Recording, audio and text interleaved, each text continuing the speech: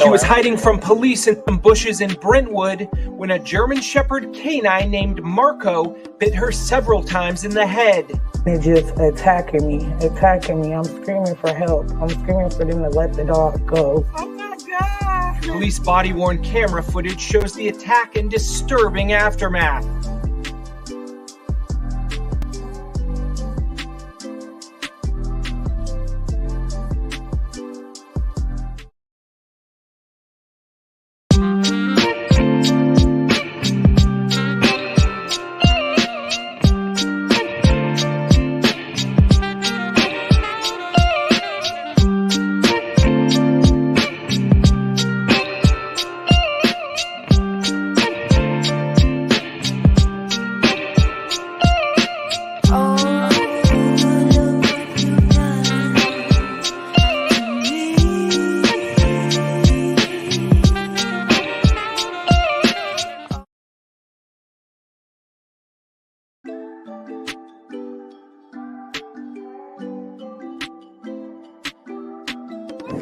She was hiding from police in some bushes in Brentwood when a German Shepherd canine named Marco bit her several times in the head. They're just attacking me.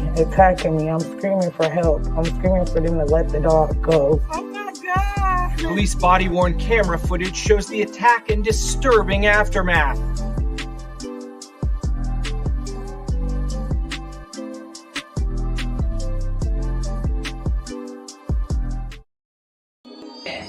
Oh, I'm getting all this. I record everything. Okay, let's start now. 1, 2, 3. Hey, y'all. And 92.3 with the business on PEACHY. Period. Hey y'all! Hey! What up, though? Oh, I forgot my gloss. I forgot the gloss.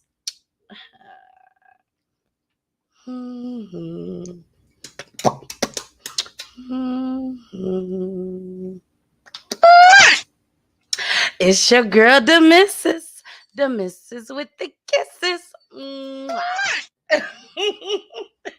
I know y'all like she ain't got no sense. Yeah, I don't know what's going on. Me and hubby been trying to figure all this in the background, not the background, not me and him in the bed, but it looked like a ghost. See, we disappeared. Yes, it's like we're Casper. It's like we're Casper or something. I don't know what the hell is going on. It's like we back to the future. Yes. Ew. What's going on? Hey, TT. TT, where you been? TT, where you been? Where you been, TT? I don't know where you been at, but I'm happy you're here tonight because tonight we got a good show for y'all. Hey, IG. Now, IG, unfortunately, I decided to go live with y'all just for a hot second on my phone. You guys need to come on over to YouTube. Come on over to YouTube, okay? And click on Peachy Tea Time, and the first one that's up there, that's the one you click on. Now, when I get off of here, I'm going to go ahead and put the link in the bio. All right. Hey, y'all. What's going on? What's going on? I know. Now, did y'all catch that first clip? Did y'all catch it? If you didn't catch it, let me go and play it one more again.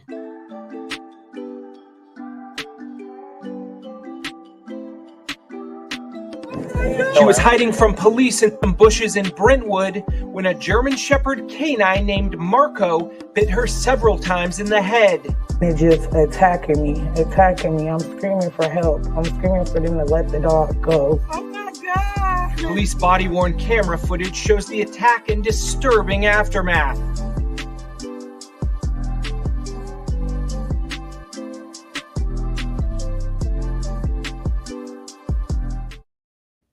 All right, we are back. We are back. Now, we are back. Yes, we are. Now, what I want y'all to know is that we are going to be, hold on, y'all. I'm trying to, there you go. Come on. I got a lot going on. I'm sorry. But listen, y'all, I am going to ask that if you guys want to call in at any time, feel free to call in. I will put the call-in number up. There go the call-in number. Y'all can call in at any time tonight, okay? Anytime. I know y'all like, the missus, what is you doing? I know. I got to get IG together. And I know y'all like, dang, but the missus, you was late. You was late. If you was late, why you ain't get IG together then? I know. It was just, y'all, it's hard. It is so hard. Oh, Tasha K. Oh, sorry. Y'all bear with us, please. Please Bear with us. Please bear with us, please. Oh my gosh, baby, don't do me like that. Don't do me like that. Okay, y'all. So what I'm going to do is we're gonna get started tonight. Do we got anything to say before we get started? Let me tell them what Kirsten told me today. I went and picked up Kirsten from school. I went and picked her up from school today. And usually Poolie picks her up from school. So I'm going to get this together while I'm telling y'all this story. So I picked Kirsten up from school today. And Kirsten says, I don't know where this came from. I have no idea. But Kirsten said, Mommy. I said, yes, Kirsten. She said, why do you kiss Daddy all the time? I said, what? What you say? Why do you kiss Daddy all the time? I said, I kiss Daddy all the time because that's my husband. You know, I forgot that was my daughter for a second. I like, because that's my husband. I said, and because I love him so much. That's why I kiss him all the time. And then she said, what? This is like her favorite thing to say, y'all. She's like, what? And I said, yes. And I said, why you ask me that? And she said, because I thought, well, I know y'all gonna get married. And I think she's thought of, I think she was thinking of Chantel and Kyrene because she came to the wedding. And I guess that actually was her first wedding. So she knew what was going on, I guess. I don't know. But I told her that Mom and Dad is already married. I said, the pictures that you saw with Mama when she was a princess. Yeah, they think I was a princess. I said, that was when I got married, girl. You know, I'm going to teach her early. You know what I'm saying?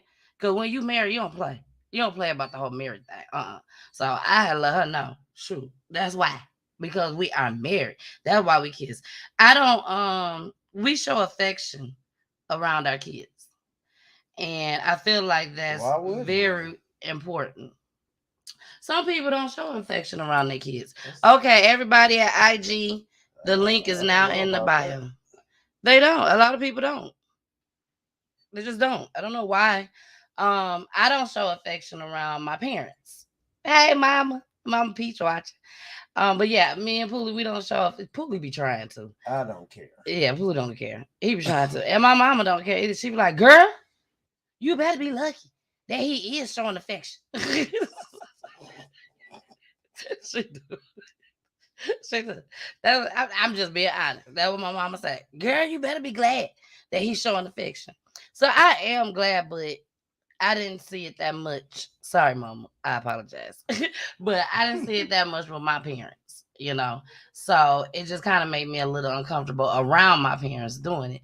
But around my kids, friends, and everything, we don't mind showing affection. That's just how we is. And I want my kids to see it because I want them to feel comfortable with it. I don't want them to feel like me and feel uncomfortable when I'm around my parents. Now, as long as they married. They boyfriend and girlfriend, I don't want to see it. Nervous. Y'all know when Poolie get out here, explicit language. Explicit language. Was I supposed to say Times 2. I was supposed to say excuse me. Hey, Fred. Fred just stepped on in the building. Hey, Janelle.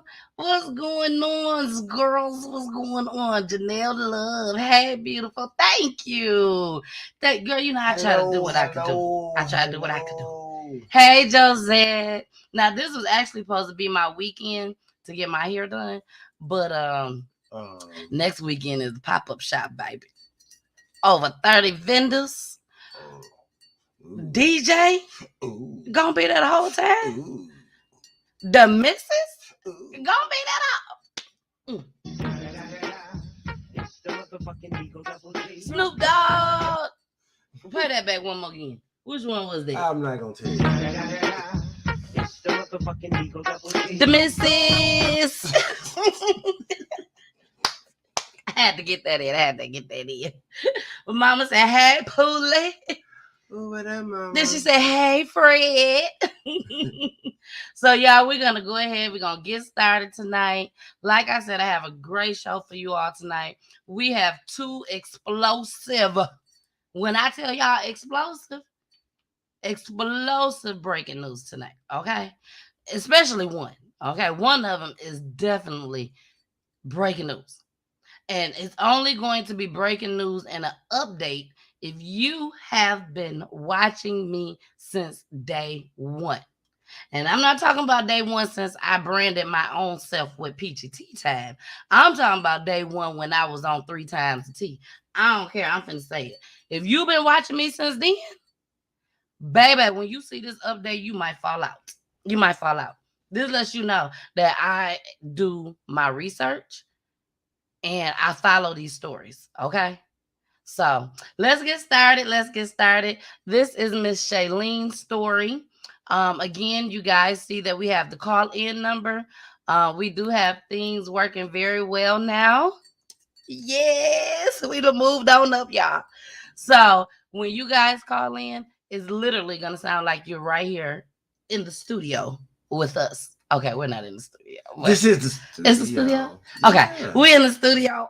We got the lights. We in the studio. We got the camera. We in the studio. Hey, we in the studio. Hey. Look, we got speakers. We got speakers, y'all. We got what? Got the mic. We can't tell them everything. I mean, it's a studio. Because they might try to come try us. Come on. My baby don't play. Don't come over here. Don't come over here. He don't play. Come. He don't play. Come. That's all I'm saying. He don't play.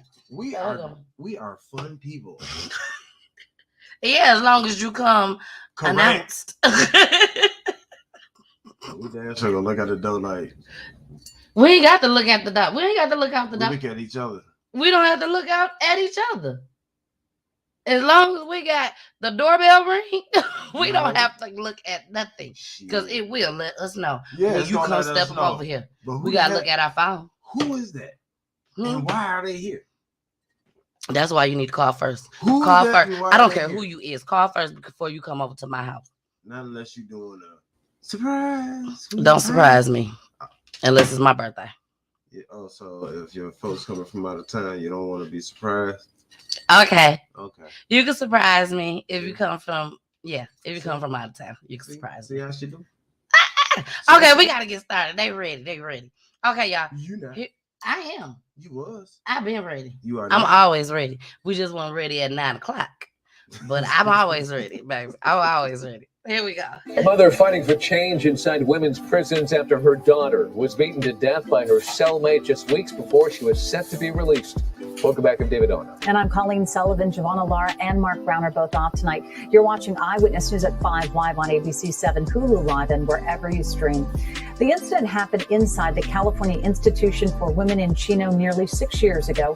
The California Department of Corrections has agreed to a $3.5 million settlement with the woman's family. Inland Empire Bureau Chief Rob McMillan spoke to her mother about the case and her hopes for the future. I understand there's punishment, but this dehumanization, people wouldn't even allow that to happen in a dog kennel. It's been almost 6 years since Sherry Graves' daughter Shaylene died in prison, allegedly beaten to death by her own cellmate. And now a $3.5 million settlement with the California Department of Corrections and Rehabilitation.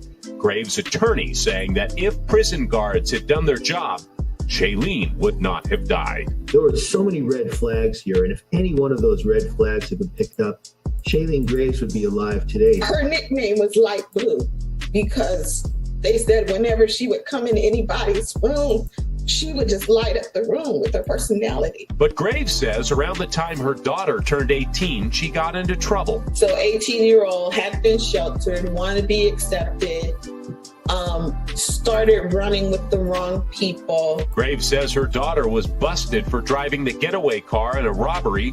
For that, she spent nearly 8 years in prison. In May 2016, only a few weeks before she was scheduled to get out, Graves says her daughter was growing increasingly concerned about threats made by her cellmate. She told my mom, this cellmate is crazy. She's like, I gotta get out of here. I gotta get a bed, move this and that. According to the lawsuit, prison guards repeatedly denied her requests for a new bed, saying the only place she'd be able to move was to punitive solitary confinement. Days later, she says her daughter was beaten to death by her cellmate. It was like from reality to a dream. You know what I mean? Like, this can't be happening, and this couldn't have happened. Graves says part of her did not want to settle the case. She says she wanted a trial.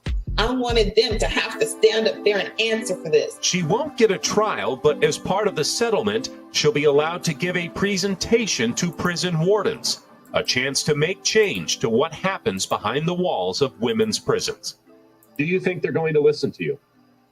My prayer is that they do. This afternoon, the CDCR issued a statement saying, quote, CDCR takes the safety of those in our care very seriously, and we work hard to provide a safe and secure environment at all of our institutions. It is our hope this settlement will bring some closure to Ms. Graves' loved one. Hey, we are back. We are back. With your girl, the missus. Now, that was very, very sad. Okay. The young lady got in trouble when she 18, 19, 20 years old. I'm not sure exactly how old she was, but her mom just said that once she turned 18, she just started, hanging out with the wrong people. And how long did they say she was in there? She was in there for 8 years. So that was a long time. She was in there for 8. How many was she in there before? She was in there for 8 years. What was her sentence? I don't know what her sentence was, but she was in there. 8 years. No, they said she was in there for 8 years. That's what they said. She was in there for 8 years, and she was supposed to get out within a few weeks. And her cellmate beat her to death. Beat her to death. And the guards basically, this could have been avoided, basically. And her mom got over $3 million. After 6 years later. 6 years later, she ended up getting over $3 million. But it's still not going to bring her baby back. It's still not going to bring her back. Y'all, please go share this video right now. You can do it right now. You need to pay for it. Yes. Yes. She really wanted to go to trial. She wanted to go to trial. But unfortunately, once they settle, you can't go to trial no more. They're paying you to be quiet. Can't say nothing about that case no more. That case is dead. She could talk about it like she just talked about it on there. Yeah, you can talk but about she could it, never go to case. After that. Oh, exactly. She could never go and have a trial for it. And she said that's what she wanted was a trial. But at the same time, you just never know what people's circumstances is and what they're going through. Because I think I probably would have settled too. And I'll be damned. Them prisons ain't finna do a goddamn thing. Nope, they ain't gonna make no changes. And the reason I say that is because why would you have a settlement to hush it up, cancel it, get rid of it? But we're gonna take precautions this time to, man, people die all the time in there. Mm-hmm. It ain't just women's prison. Men too. It's not just women's prison. It's men's prison. It's prison, period. Oh, bless you. Excuse me. Oh, okay, we can say that. We can say I sneezed. Y'all, we finna go ahead and get into our talent for the night. I just love when it's talent time. Okay. And this song, I really like this song. But he made it into his own version. So here we go. My love, my soulmate, my peace, my joy, my heart is dedicated to you. Yeah, you. I've been sitting here for hours, thinking about your superpowers. Girl, you get me so empowered. Would you like to get devoured? That is my promise, to lay it all night, if it's alright. And I know there's more you need from me, but if we stop at that, everything else comes naturally. Would you like to take my last name? Lately my thoughts have been insane. Like carry my seed, spin a grip on a ring. Would you like to meet my mother? I swear she'd pray for you for hours. And start to treat you like her daughter. The empty void will be so over. Now babe, that's your superpowers. Don't all of this got a nice ring to it? Cause sometimes your hesitation be influence. Let's keep it real. What mother wouldn't be this protective? Especially when she's the cutest. I swear to love you both for hours. Pray we never go sour. Place you high as a tower. You ain't never been this proud of. Let me start by giving you your flowers. Your flowers. Yeah. You deserve your flowers. Flowers. Flowers, yeah. Yeah. You deserve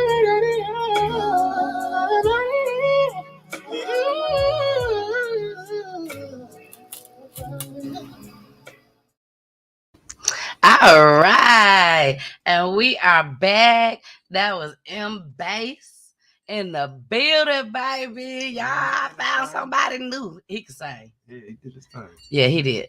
And the crazy part about it was while I was looking for talent for tonight, my husband was actually right here watching and listening.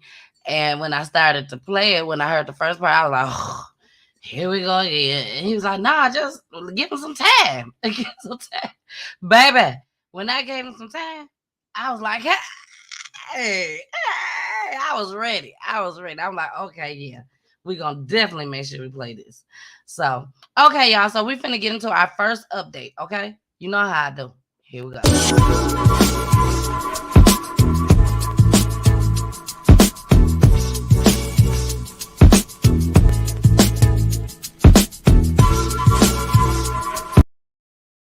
Tonight, in the missing case of 17-year-old Zion Foster, an East Point teen who was last seen early last month.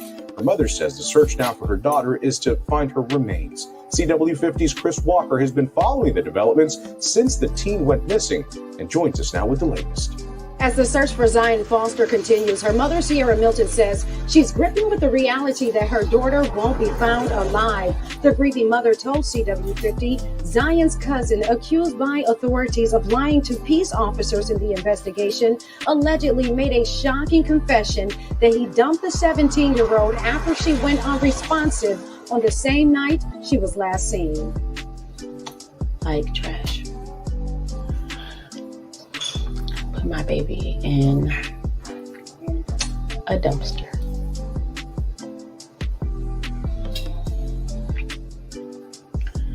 And then afterward proceeded to go get his girlfriend from work and carry on with life as if nothing happened. Zion's mother says she's living with a pain that's unbearable because for weeks she says she's known about what allegedly happened the night on January 4th, but she kept the grisly details to herself to protect the investigation. I can't even fathom.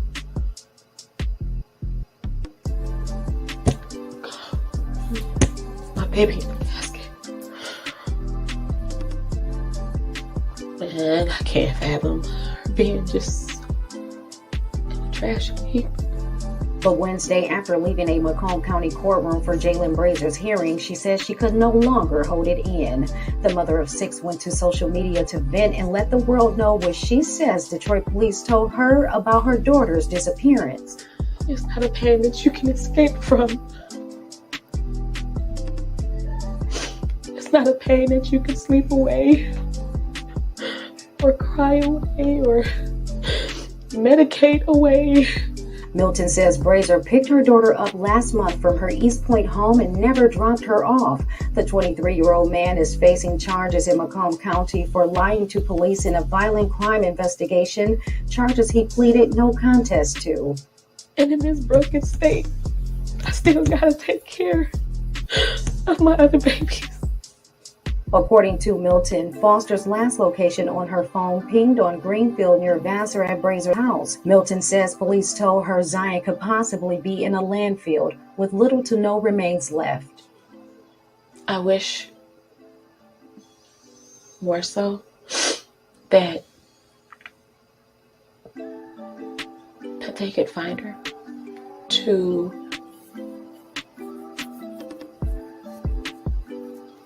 know what he did. Detroit police have not confirmed to CW50 that a confession was made, instead releasing this statement that reads in part, the Detroit Police Department continues to investigate the missing case of Zion Foster. We are working with local, state, and federal law enforcement agencies around the clock. We've resubmitted a warrant package to the Wayne County Prosecutor's Office for multiple charges against Shaylene Graves.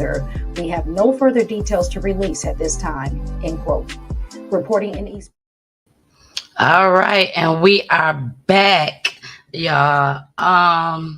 So that was an update. I introduced you guys to this story with me and Jason on Wednesday on Peachy News. So for those that's not familiar with this story, what happened was the daughter went to work.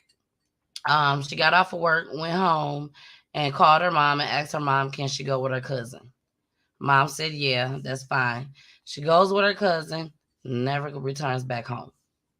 They have on the doorbell ring camera that he did come and pick her up. They have the car. They saw the car, everything. They have picked up the boy, the officers. He is arrested, but he is not charged with her death as of yet. The reason why I made this an update was because she actually finally came out and said that she already was aware that he basically dumped her daughter's body into a dumpster. But by the time that she found out about it, of course, the dumpster had been, disposed of? Dumped. I didn't want to say dumped. I wanted to say something else. That was a little bit, extra. But it had been dumped. And she was aware of it, but because of it being a case, she had to keep quiet about it. And it's just sad. It's sad. It's sad. It's sad. And they may not even find this girl's body so she can have the proper burial. How do you feel about this? It's crazy. Crazy it is. It's crazy. To even think that you will have a cousin that you would think is that supposedly that close to you. Exactly. And turn around and not say nothing to nobody and actually dump your body like you actually did something to her if you said you didn't. Exactly. You said it was drug related to where she fell out, passed out, she may have died right there, whatever they thought. And then you take the body and dump it instead of calling 911 or calling anybody. Me personally, like I said, I don't think that's what happened. I don't think something else actually happened. I don't know what the drug and that's why we dumped her thing is about. Maybe you think you're gonna get a lesser charge because you didn't actually kill her, and we're gonna say you didn't give her the drugs.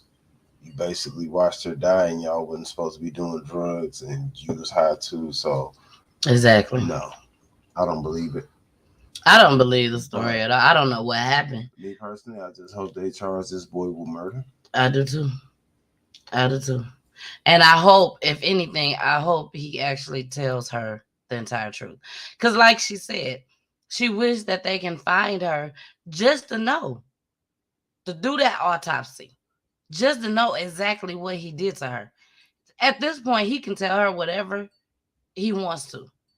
And that's all she can go by. Whether she believe it or not, that's all she can go by, is what he say. So if they find the body and do the autopsy, she'll be able to know exactly what happened to her daughter. So hopefully we'll be able to have another update on Zion. I've been following this story, you guys, since day one. So hopefully they'll find out what happened to Zion. And this was happened in Detroit, by the way. Detroit, Michigan. So, all right, on to our next topic. Sheesh. What? All right. Well, I didn't mean it like that. I don't want to hold everybody. I know you didn't, but yeah, I'm sorry, y'all. Nobody in control. You know, I just was out of here. That's all I was trying to do. I didn't mean it like that, Poolie. Y'all know I've been following this story for a long time. If y'all been rocking with me, I've been following this story for a long time. So I was just moving on to the next one. That's all. You didn't have to get so excited like that. No, I didn't get excited like that. But it sounded like it. I'm sorry, y'all. If y'all felt like I got excited, because I didn't. Because that story is very, very touching to me. It really is. It really, really is. Because like I said, I've been following it for a long time. That is a terrible story, honestly. It is. It is. It is. Terrible. You know. Y'all keep y'all family close. Y'all know y'all family. Yeah. I mean. Hey, Tika. I mean, I guess she thought she knew her family too. Exactly. It was her cousin. You don't know. And this was her cousin, just in case y'all don't know the story. Well, once again, this is her cousin by marriage. So her mother married this man, but it's they're divorced now. They're not together. I'm not gonna say divorced, but they're not together no more. They're not blood. They're not blood. So that was his cousin. Her stepfather. It was her stepfather's cousin. So it's just a sad story. It really is. And I really hope her mom gets some type of closure. Because right now, I don't think she really got closure. Ex-stepfather. Yep, ex-stepfather. Because her mom's not married to him anymore. Or we don't know. They could be separated. Because you know how folks do nowadays. So they could be separated. So I don't know. Same thing. He's not there. He's not there. And she's calling him her ex. So. Okay. Hey, Angel. Angel said, wow. Yeah. If you guys have not seen any of these clips, go to YouTube. Go to my YouTube. You will see under Peachy Tea Time, just scroll down and you will see Zion Foster. Yeah, and you can catch up on the story. Because I know a lot of y'all is up that way. In Detroit. A lot of y'all is up that way. I mean, literally. Yeah. And the crazy part is y'all ain't even hearing it. Unless you come here. Nothing about this retarded. Unless you come here to Peachy Tea Time. This is some retarded. I can about bet more than half of the stories that I bring to y'all. Y'all probably didn't even know nothing about it. I get so many people that ask me, the missus or Tennille, where did you get this from? How did you find this? And these stories is amazing to me. That's why I bring them. It's so many stories. I can't bring them all. They're crazy. But the ones that I pick out to bring to y'all, it amazes me. These are movies. Yeah. The stories movie are material. Movies. I mean, listen, you don't even know what happened. This is a mystery to us all. And we trying to figure this out. Exactly. Did you do it? No, I didn't. But you was the only one there. Exactly.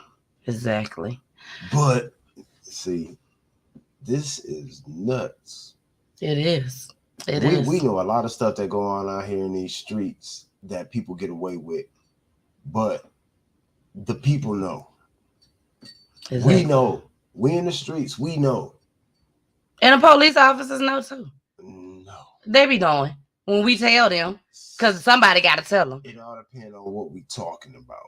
If those officers was not there when somebody done got shot, somebody done got killed, somebody got ran over, somebody done got stabbed, somebody got beat to death. If the officer was not there, how would they know? Somebody done told.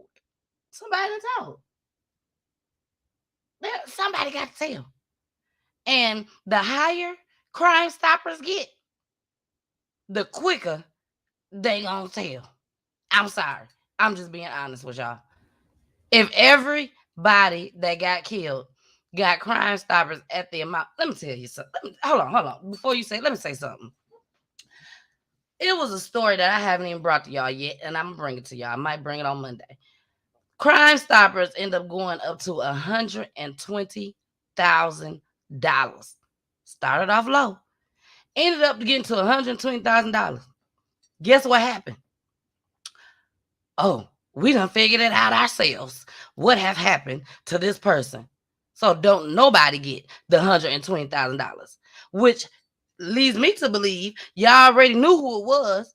But if we keep increasing this money that everybody putting in, us as black folks putting in to make this reward money so high, and don't get me wrong, white folks, y'all putting in too, we appreciate it, thank you.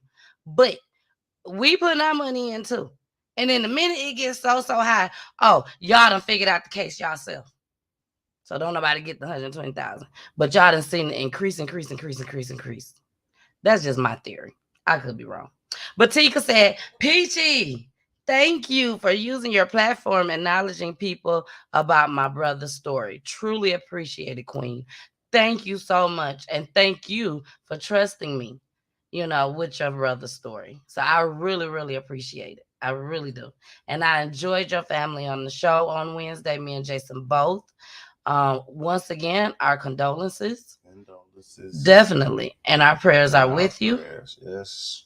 And thank you so much for returning to Peachy Tea Time. I appreciate it. All right, y'all. So we finna go ahead, y'all. We finna lighten the mood a little bit. Still gonna piss you off, but we finna lighten the mood a little bit. Keith in the building. What's up, Keith? Wait a minute. Okay, go ahead. If any of y'all that know me, y'all get into any kind of trouble to where y'all end up on Crime Stoppers,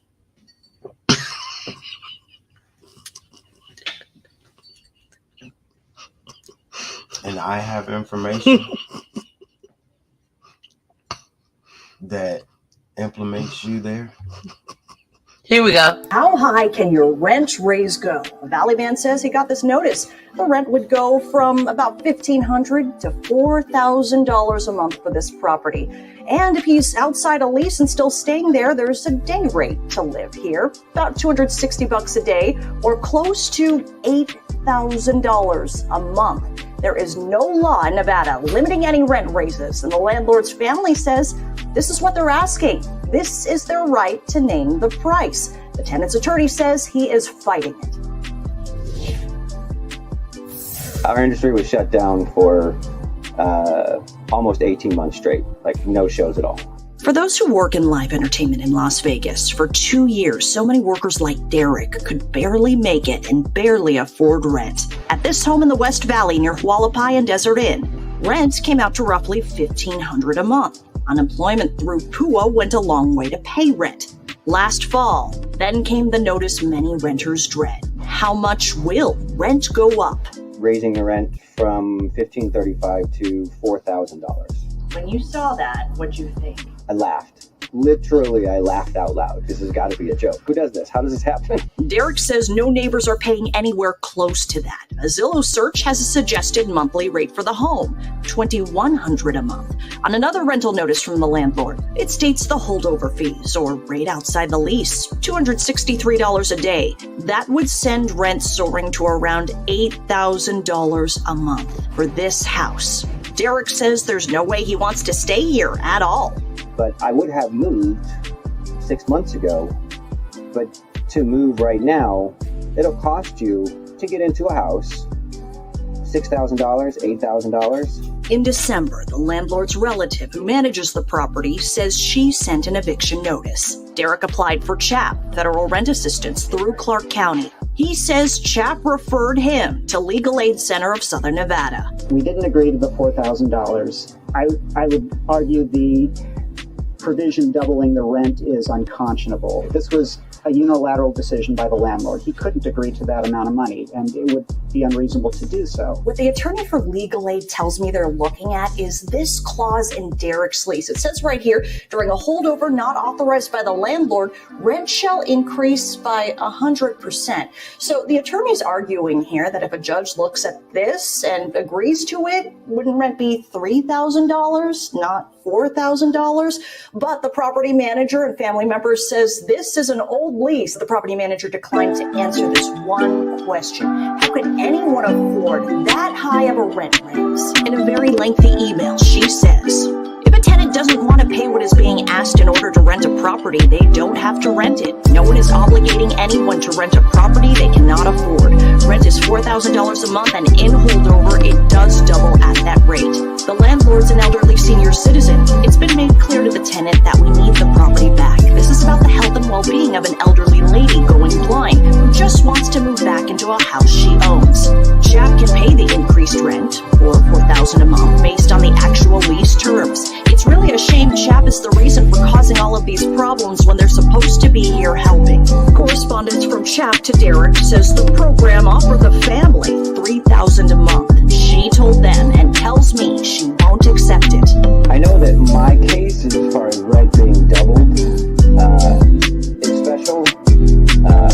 Conversely, I know that there are thousands of people here in Las Vegas dealing with significant increases that they can't afford. All right. I'm sorry about that, y'all. The music got a little extra loud. Sorry about that. But that is crazy. That was what the man. These folks are here. Yeah, it's a lot of black They people trying to get down on us. Yeah, it's a lot of black people out here. Y'all know I'm an advocate for us. I'm an advocate for us. And it's a lot of need to get us. our money together, buy some land, and put some little bitty houses on them Jones. Yes. Because Yes. look here, man, this is getting ridiculous. It is. It is. You guys, it's a lot of us out here renting. It's a lot of us out here renting. And I do, when I say us. Okay? And like me and Pooley, we trying to move. We want to move. Okay? We want to move. But we can't because it's like the rent is so ridiculously high. It's like unbelievable. It's not even just the rent. It's the price of the houses. Because we in the market to buy. And what was it, last year? Mm-hmm. I mean, we was still... They was overbidding. But they was overbidding for the houses. They was Now, overbidding. It ain't no houses. There's nothing for sale. No. And if it is for sale, it's a 3-bedroom for $300,000. Exactly. Exactly. I mean, it's ridiculous out here in these streets. Like, sheesh. I don't know what they gonna do. Tika said, yes, it's very expensive. And I'm sure, and rent is going up every year. Okay. Rent was already going up before the pandemic. But now it's really going up. Like these people, they can charge whatever they want to charge. Whatever they want to charge. The people here in my house, they don't went up on the rent. And I'm like, what? What? This is what you want me to buy? I'm like, this is ridiculous. Ridiculous. I don't know. I don't know. I don't but know. I just keep praying on it and praying on it. I just don't know how they price it. I just keep praying on it and praying Like, on it. where's the marble floors? Exactly. Where's the vanities? It's crazy, y'all. It's crazy out in these streets. But you know what? That's why. Let me show y'all these. Now remember back in the day? Y'all? When we would go, when y'all was young, y'all would go over grandma's house, over auntie's house, cousin's house, and all y'all be piled up in this house. And y'all sleep on the floor. Some of y'all sleep in the bed, some of y'all sleep on the floor. Because there ain't no beds for everybody when all your cousins spend the night together. And we had fun. Did y'all have fun when all y'all cousins got together? Yeah. We had a lot of fun. Did y'all care about where y'all slept at? Did you care about it? I ain't care about it. You know what I'm saying? So what if we went back to them days? What if we went back to the not as a kid? Exactly, not as a kid. We don't know what mama and them was feeling, how they was thinking. But peep this out, y'all. In Detroit, once again, we finna head on back to Detroit, baby. Detroit's demolition program is changing the landscape of the city, leaving large swaths of open land in its wake, but just wait until you see what's being done with it now. You may have spotted this growing group of tiny homes along the lodge near the Davison. Yeah, it's really quite impressive, but so is the story behind them. Our Tim Pamplin spent the day here and shows us how this vibrant new community is lifting its residents up and getting them back on their feet. They're between 250 and 400 square feet. And these tiny homes are adorable. Built by a combination of skilled trades and volunteer efforts. Here at the Lodge and Elmhurst, community volunteers helping out. Cass Community Services. Lexi here, formerly of White Lake, just moved to the city of Detroit. I absolutely love them. They are the most creative and helpful things. I think it's great for the community here. Each home comes complete with solar power, and each one has its own unique design. It is really beautiful. It's a wonderful idea. Right, we all agree they're wonderful and lovely, but the question is, how do we get one? So the houses are intended not only for people who live between 7,000 and 15,000, but folks who are formerly incarcerated, formerly homeless, senior citizens, and young adults who have aged out of foster care. We're just trying to give back a little bit today. That's local businessman Tim Dickerson brought his employees along with some Ford employees out today, cut the grass, spruce up some of the places. I'm a big supporter of everything Faith does in the tiny homes community and just think she has a fantastic vision. This one's actually going to be brick. It's our first brick house. There are 13 occupied homes here, 7 more under construction.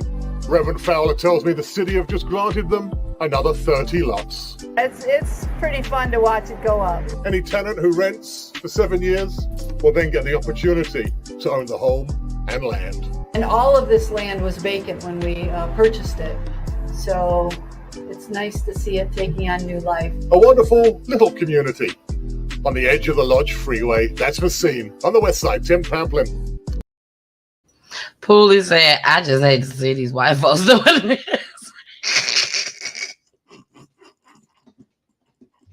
Just keeping it 1,000.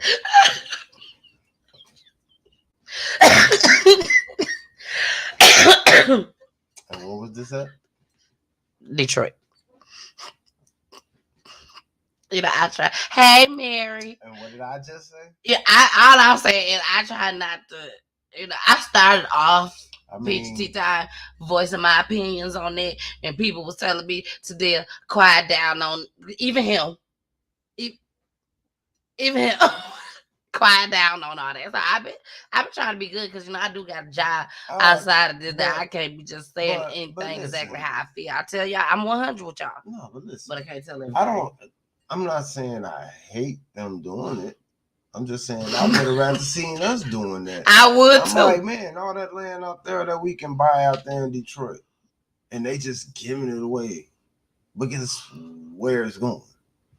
And these are the tiny houses. And guess what we're gonna be at? In those tiny houses. We'll be in them tiny houses, all 5 of us. You know, I know what I'm doing when I play these clips. I wanted y'all to see that the rent was increasing. And now all of a sudden the white people is making the tiny houses for us. Put it right in our neighborhood, man. Right in our neighborhood, tore our shit down. But look who they saying they can go there. And I'm glad. I'm glad that the people, to me, that's the best thing about it, is the people that they're letting come in there. Now, but you can't be no sex offender though. No, you can't be no sex offender. At the end of the day, they got rules. They got rules in order for you to come here. So at the end of the day, it's still some people that's gonna be sitting out there under the bridges, laying down on the ground. Look how many, because everybody can't come. They got lots, but you can only put so many of them little houses on them lots. You know? Yeah. So do y'all want to see what it look like in the inside? Yeah. Y'all want to see what it look like in the inside? I think it looked like what I wanted for a barbershop in my backyard. What they call a shed. It ain't funny. You know, it ain't funny. Because at the end of the day, it's not for you to make a living. No. It's not for you to make a living. It's for you to get on your feet. You know, we're helping you to get on your feet. But Poolie thought it was a shit. He wanted to be Listen, y'all should see this shed that I was trying to get. It looked just like a house. It looked just like a house. Put it up on bricks. Then you drive, you know what I'm saying, your lawnmower in there. It got a spot, you know, on the sides where it got you can put your racks on there. I say, man, I can turn this little shed into something. Well, then when you walk on the outside, I'm like, it look like a little house. Well, I'm finna let y'all see what it look like in the inside, okay? I couldn't say I won't live it. Baby, they ready to see what it look like on the inside. Here we go. To see what Hey, cuz, let me just get a little bit of it. People ain't never seen it. Oh, I appreciate it, man. Let's go inside one.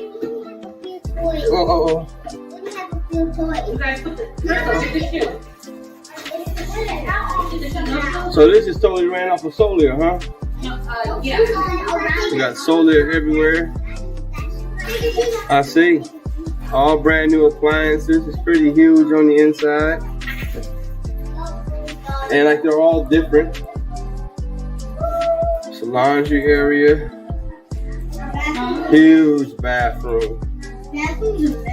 It's all right. It means people living and enjoying it. That's what it means. That's what I'm talking about. Go organic.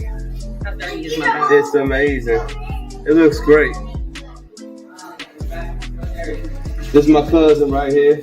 Come on, cuz.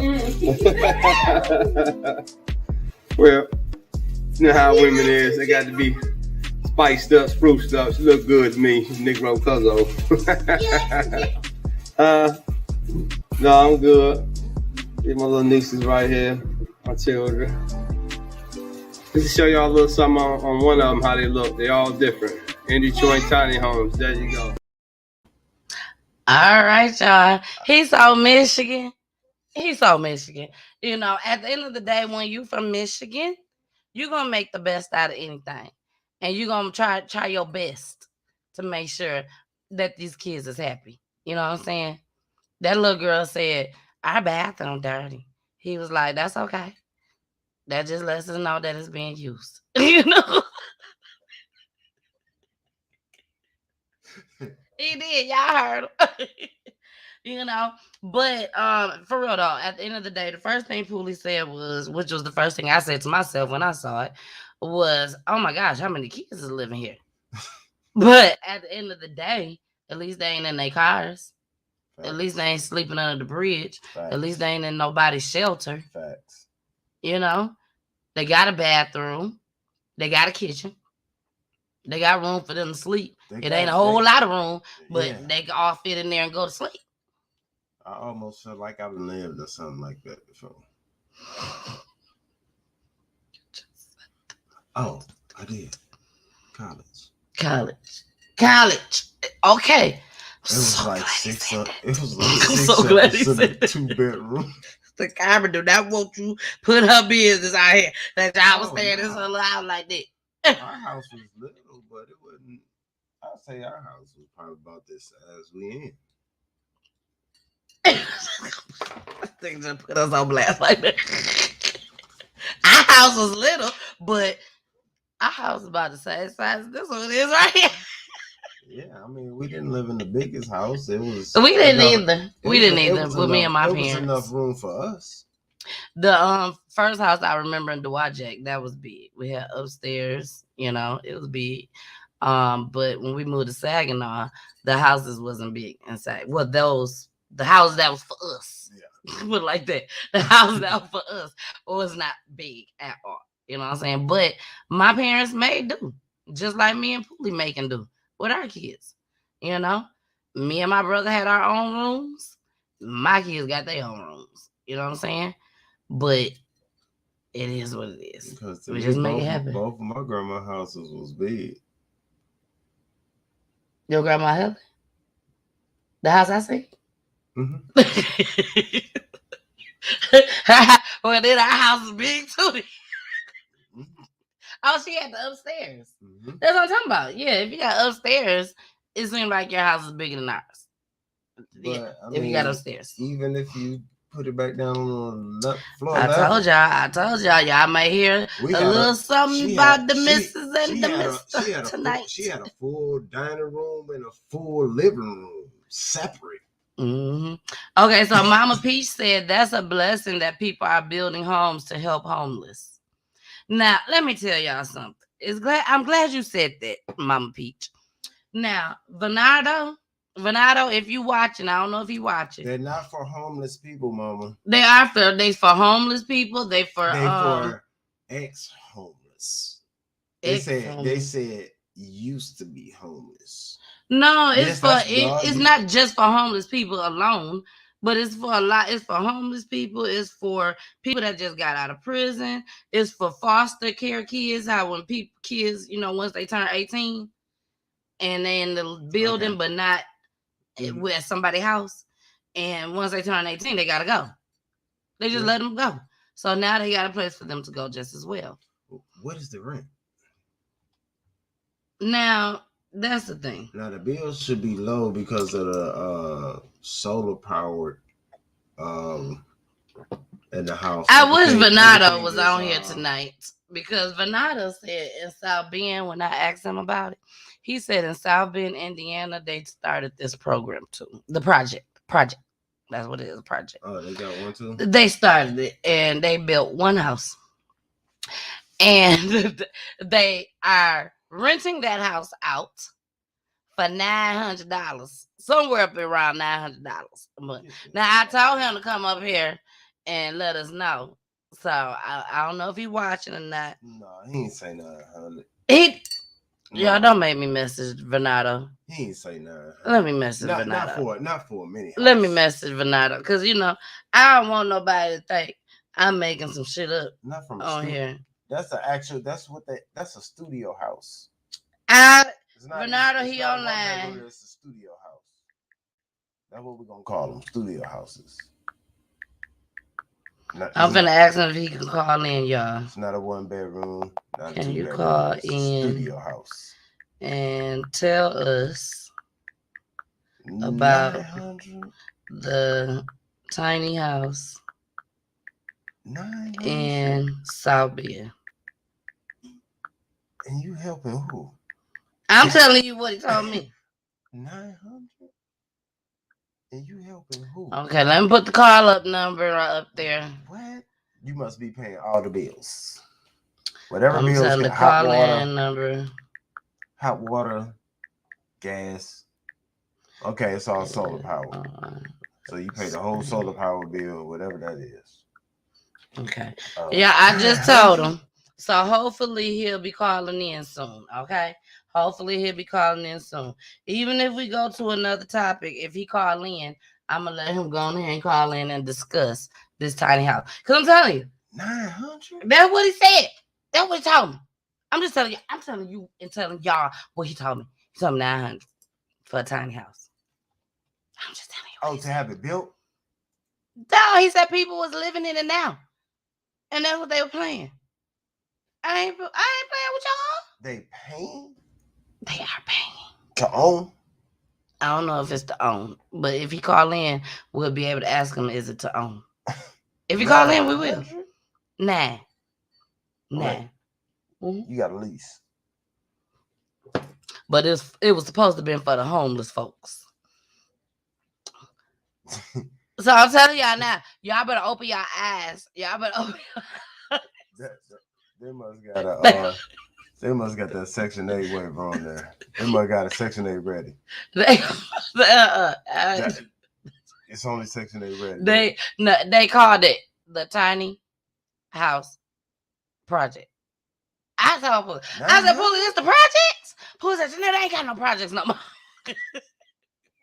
He said it's a project that they trying to see. I'm trying to get her to understand what they mean by project. I mean, I know now. We know what we consider the project. Okay, but I tell y'all one thing, y'all understand where I was coming from, because that's what's finna happen. They finna turn right on back to the project. But it was always called the project because they was trying to see something.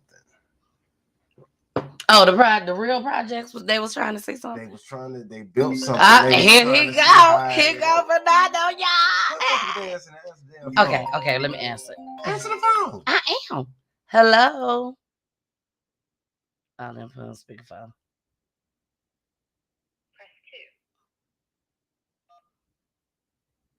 Hello. Hey, Bernardo. Thank you for calling. Peachy tea time. Thank you. Now this is Peachy Talks edition. Okay. With me and my husband. And do you want to say hey to Tika? Because Tika in the building tonight. Yes. Tika is in the building. Yes, she is watching right along with everybody else. Bernardo, I thank you so much. Bernardo was on the show on Wednesday on Peachy News. And so I really appreciate you coming. And I appreciate you calling in tonight.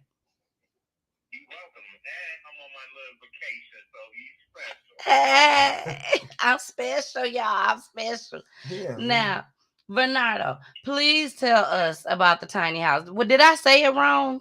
Did you say 900 a month? Yeah. So told you.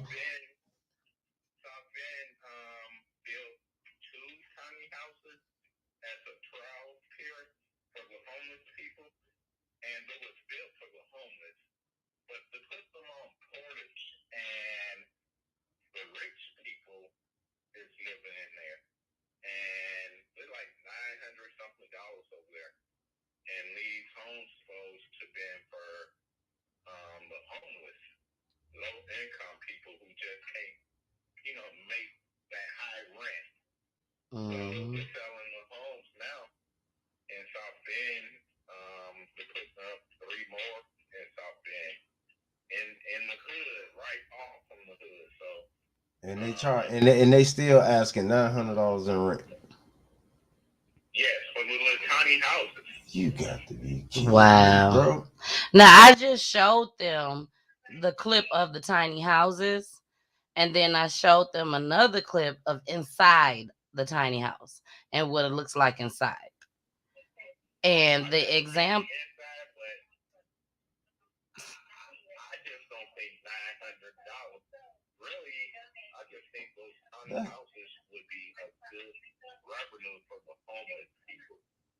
Yeah, exactly. That's excessive. But the rich people is saving money. And when you think about it, that's how they get on top of us. They get these deals and save their money, and then we out here looking to house our people. Wow. Yep. Is that not what I said? That is what you said, baby. That is what you said. Yep, my husband said the same thing. It's not just happening there, it's definitely here in my I'm not at home, but it's definitely happening back in South Bend. Well, the clip that I showed, I don't have anything as far as showing that they're charging the people money like that in Detroit. I believe, I could be wrong. And if I'm wrong, if somebody in Detroit, if you're watching, you can please reach out to me and let me know if I'm wrong. But I thought I saw a clip that said that the rent was starting off at $50 a month. If I'm not mistaken, it was starting off at $50 a month in Detroit. They stated that it was low income. Mm-hmm. Say that again.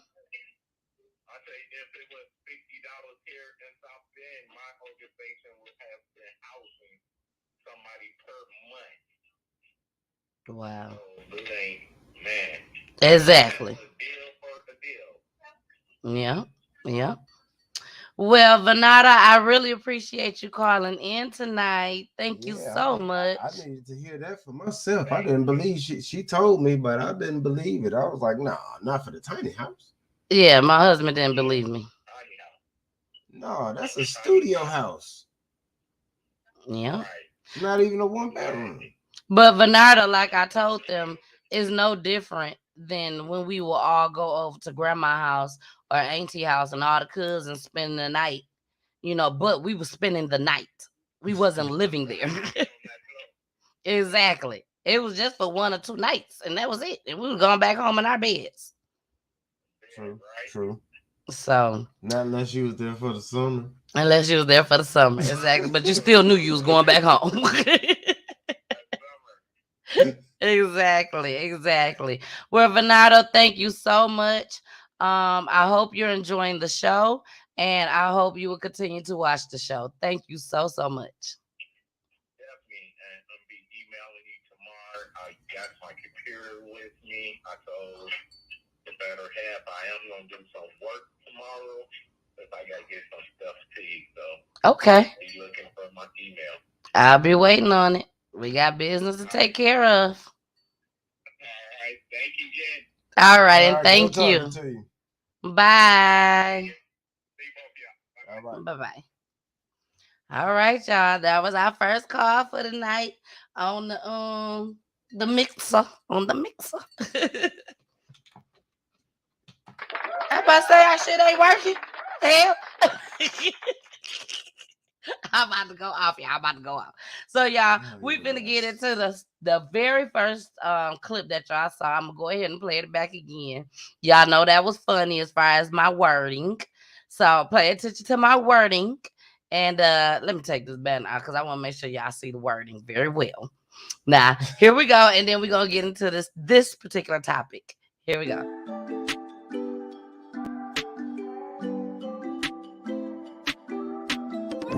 She was hiding from police in some bushes in Brentwood when a German Shepherd canine named Marco bit her several times in the head. They're just attacking me. I'm screaming for help. I'm screaming for them to let the dog go. Oh my God. Police body-worn camera footage shows the attack and disturbing aftermath.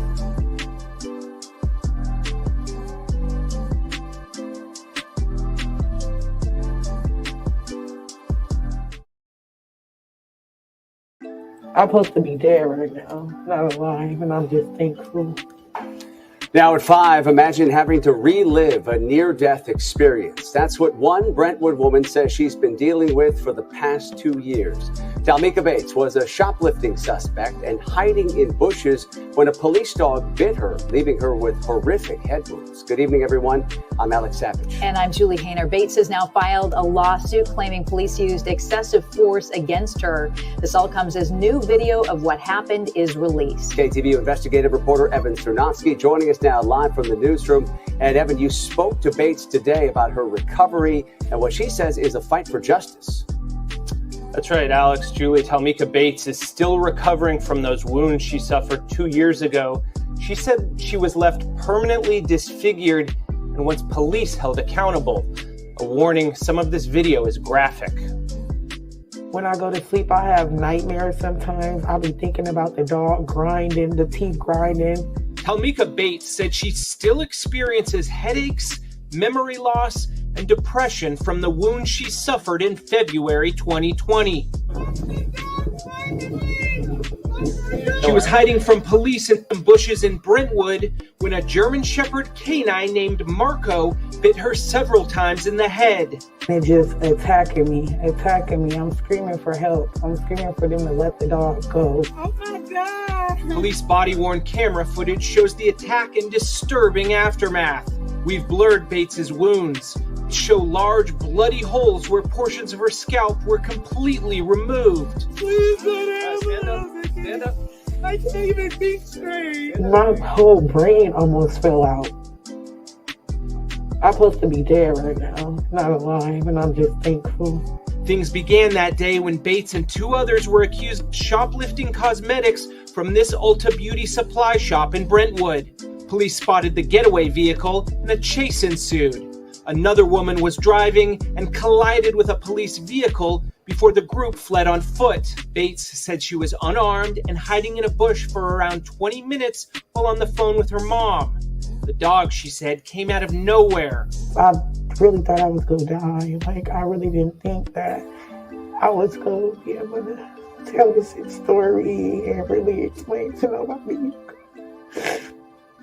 of everything. We just traumatized it. Like, it was sad. I've seen all manner of police abuse. This ranks up there at the top of the most disgusting, brutal use of excessive force that I can recall. Bay Area civil rights attorney Adante Pointer is representing Bates and filed a lawsuit against the Brentwood Police Department this week. Those officers pursued Miss Bates as if they were looking for a mass murderer. And they wouldn't even be allowed to do what they did to that mass murderer, let alone someone who was wanted for retail theft. We sent multiple messages to the Brentwood Police Department and the city attorney's office. They did not reply to our request for comment. Bates said she was taken to jail after doctors sewed her scalp back on. She said her hair still won't grow back. I feel ugly. I get major mood. I get depressed. I'm like, not happy within myself. Like, I don't even feel cute. Like, I feel like I'm ugly. Now, Bates said she wants that dog taken out of service or retrained. She wants the police department to hold that officer accountable. Reporting live in the newsroom, Evan Cernovsky, KTVU.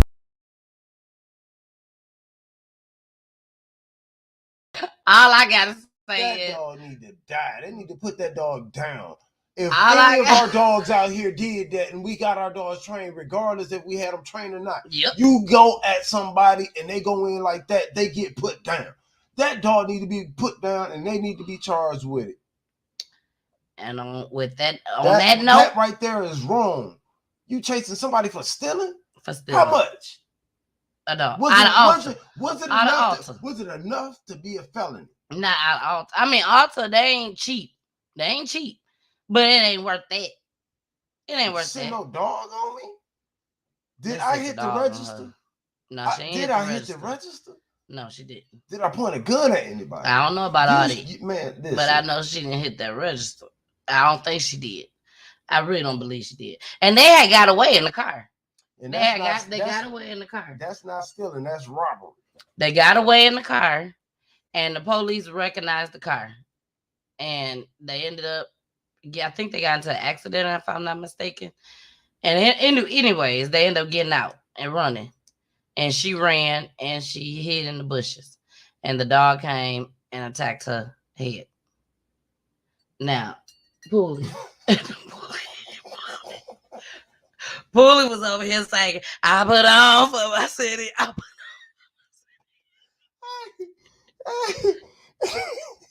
Tika said, facts. Listen, it was just one thing that she said, and it just had me cracking up. I mean, I feel her pain.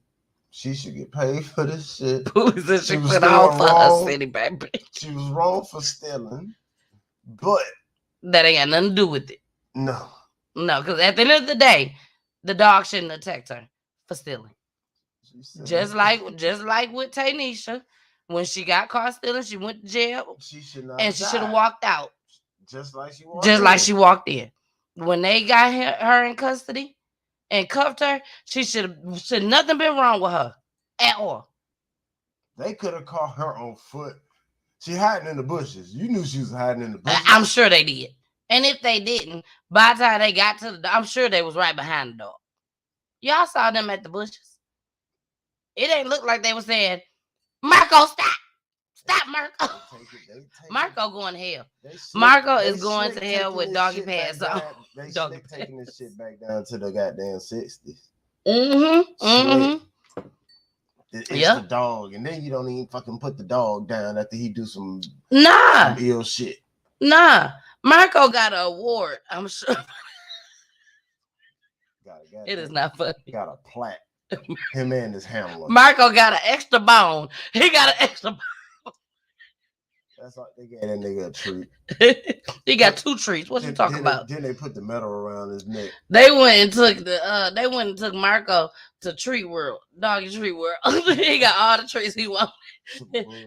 like Willy Wonka and the Chocolate Factory. They took him to the Doggy Factory. They dead wrong for that shit. They took him to the doggy factory, y'all, and he got all the treats he can get. If y'all ain't using Free of that, charge. they not using that fucking dog to look for drugs. God damn it, that dog should not be out. Thank you. Not for nobody that's stealing from Alta. Nobody. That's sad. That dog should only be to sniff some damn drugs. Is Yeah. the drugs over here? Yes or no? Exactly. Bark one time, bark two times. What the heck? Mm-hmm. I agree. They hiding in the bush. Hey, That's your dog, Julie. I That's agree. some dirty shit. Dirty. They dirty. So, y'all, we finna get into our commercial. You know, we got 2 commercials, mine and my husband's. Well, play mine first, since I see you got yours right there. Yes, mine is first. Ladies is always first. What you thought? Hey, y'all. It's your girl, the missus with the kisses. Mwah. I am looking for some independent artists. Come on down and kick it with me at Hits 92.3, the real definition of internet radio, baby. Okay, so get at me, DM me, inbox me, text me. It don't even matter. Just get at me. So y'all can be sitting right here in the studio with me, y'all. Okay? All right. Deuces. Bye. Want a dope haircut from the #1 barber in the ATL? Come slide through at Addicted to Hair in Stone Mountain, Georgia. Best barber in town must be your boy, Pulley.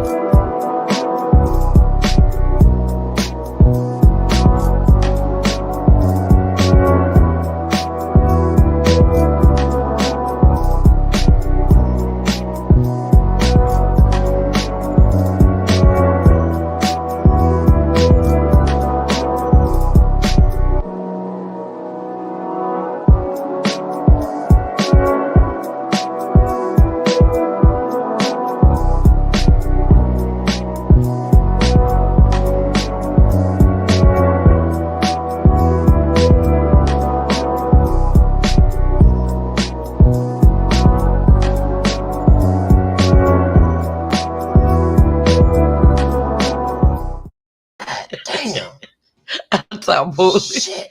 I said, look at Layton.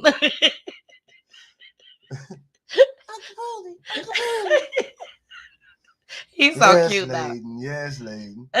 Layton's so cute. He is so cute. Can I get the Black Panther? No. The Black Panther. Man, listen, that nigga been asking for the Black Panther for about 2 months. Lena, tell your grandbaby quit asking for the Black Panther.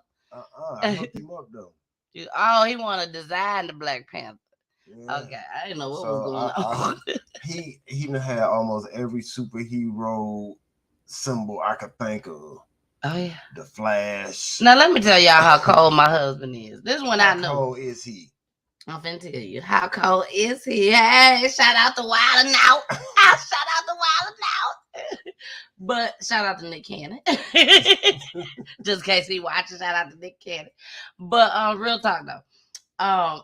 This is when I knew my husband was cold with them clippers. Okay. Now, I would not be lying to y'all. I would not just be like, oh, he cold just because of my husband. Well, yes, I would. But I seen him in action.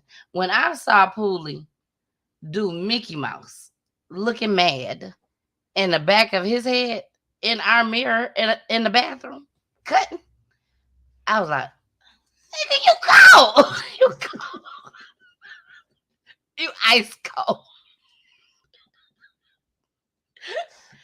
I mean, you really, really cut Mickey Mouse in the back of your own head. Looking mad. Mad. I don't take credit for it though. Who you get credit to? Oh, he get credit to the Lord. Nah, I get credit. To No, the Lord give too. credit to the Lord too. I do get credit to the Yes. Lord, but no, that's not who I was getting credit to. Who? Who you get credit to? I got it from Lupe. Who? Lupe Fiasco? No. Listen. I was in child court, and it was this Mexican guy. I couldn't hear. He couldn't hear. But one day, you know Lupe Fiasco. I don't know his last name. I think it's Sipa or something. It ain't Fiasco. But he did it in his head. And I looked at that shit, and that's what I said. I said, damn, that shit is wet. Mm-hmm. And I was like, you did that? He's like, I was like, that was stupid. And then I thought about it years later. When I say years, at least 15. Wow. I'm like, let me try it. And you definitely accomplished it. Definitely. So I think you the bomb for that, baby. I sure do. You the bomb. Shout out, Luke. Shout out my baby. What you thought? Shout out my husband, Poolie. Poolie the Bob. Too, but I stole the mister. That idea I stole from him. Right. That was his idea. That's what's up. But I have many more that I did. Give credit to where credit is due. Because you done did I'm about to say Disney. You done did Donald Duck. You did Donald Duck. Who else did you do? You did so many. Donald, I did Mickey, another Mickey. Yes, he did another Mickey. He did a lot. But we finna go ahead and move on.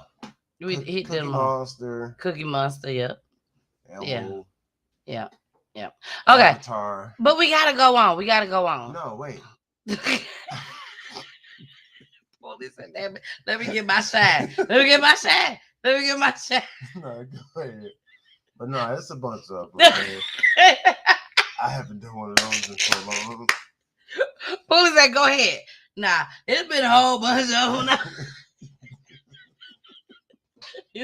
Go ahead. Okay, because I really want y'all to see this next story. Okay, this is the last topic for the night. This right here was the update. This is the update. So let me go ahead and play the little commercial for it.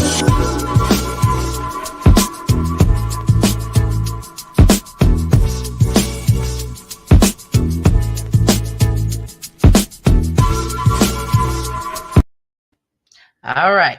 Now, this is the one from 3 Times a T.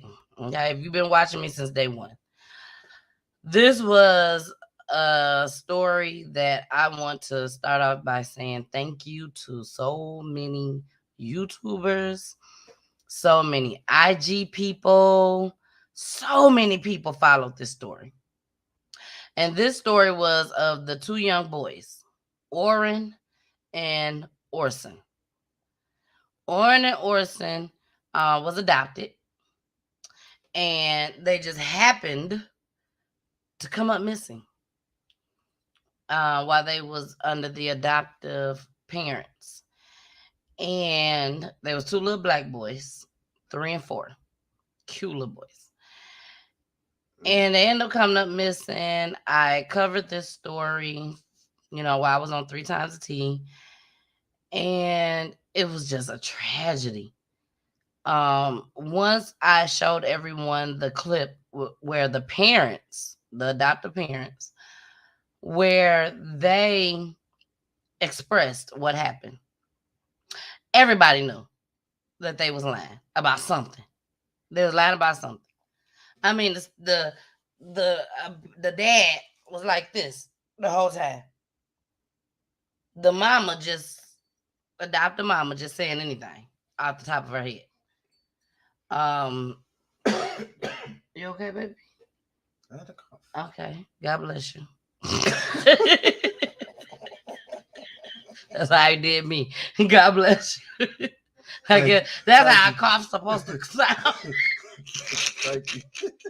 That's how a cough's supposed to sound, not like my coughs.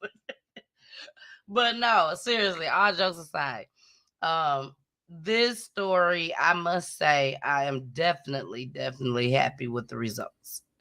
I'm very happy that I followed this story, and I'm very happy to bring it to you guys.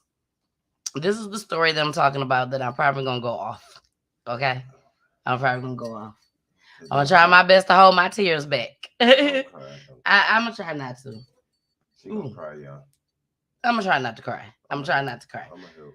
But let's get back into this one more game.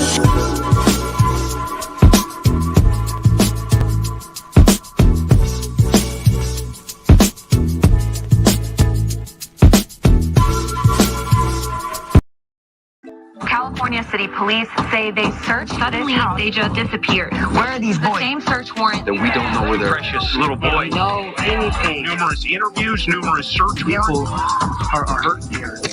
3-year-old Orson and 4-year-old Orrin West were born in Bakersfield. Their mom, Ryan Dean, gave the boys their birth names, Sincere with a C and Classic.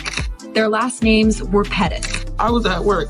I noticed my baby cry wasn't normal when I got home, and I took him straight to the hospital. The baby she's talking about is Orrin West. And they say he had a femur bone. His femur bone was broken and twisted. He had a broken thigh bone, but she says she doesn't know how it happened. She says this injury led to Child Protective Services taking the boys from her. I come from a good background. Like, I don't have a police record, never been in jail. The last time Dean saw her boys was at the end of 2018.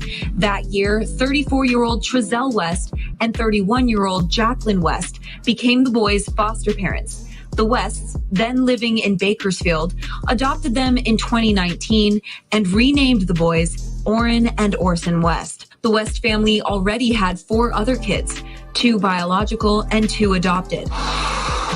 They moved to California City the next year. And on December 21st, 2020, they are our children, and so we want them back. All right. So that was just a little bit. They're not your children. Is that they're not their children? They're not their children at all. So y'all, right in front of their house was like a damn desert. Okay, let's start from the beginning. Okay, so they ended up adopting these kids. Okay, how they ended up adopting them, I don't know.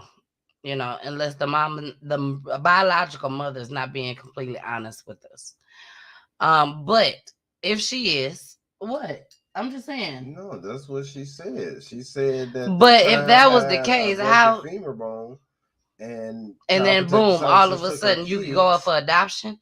I see foster care, but these people automatically, just because he got a broken bone, they can adopt him. She might have been living some other type of way. That's what I'm saying. They saw something else. That's what I'm saying. It wasn't just.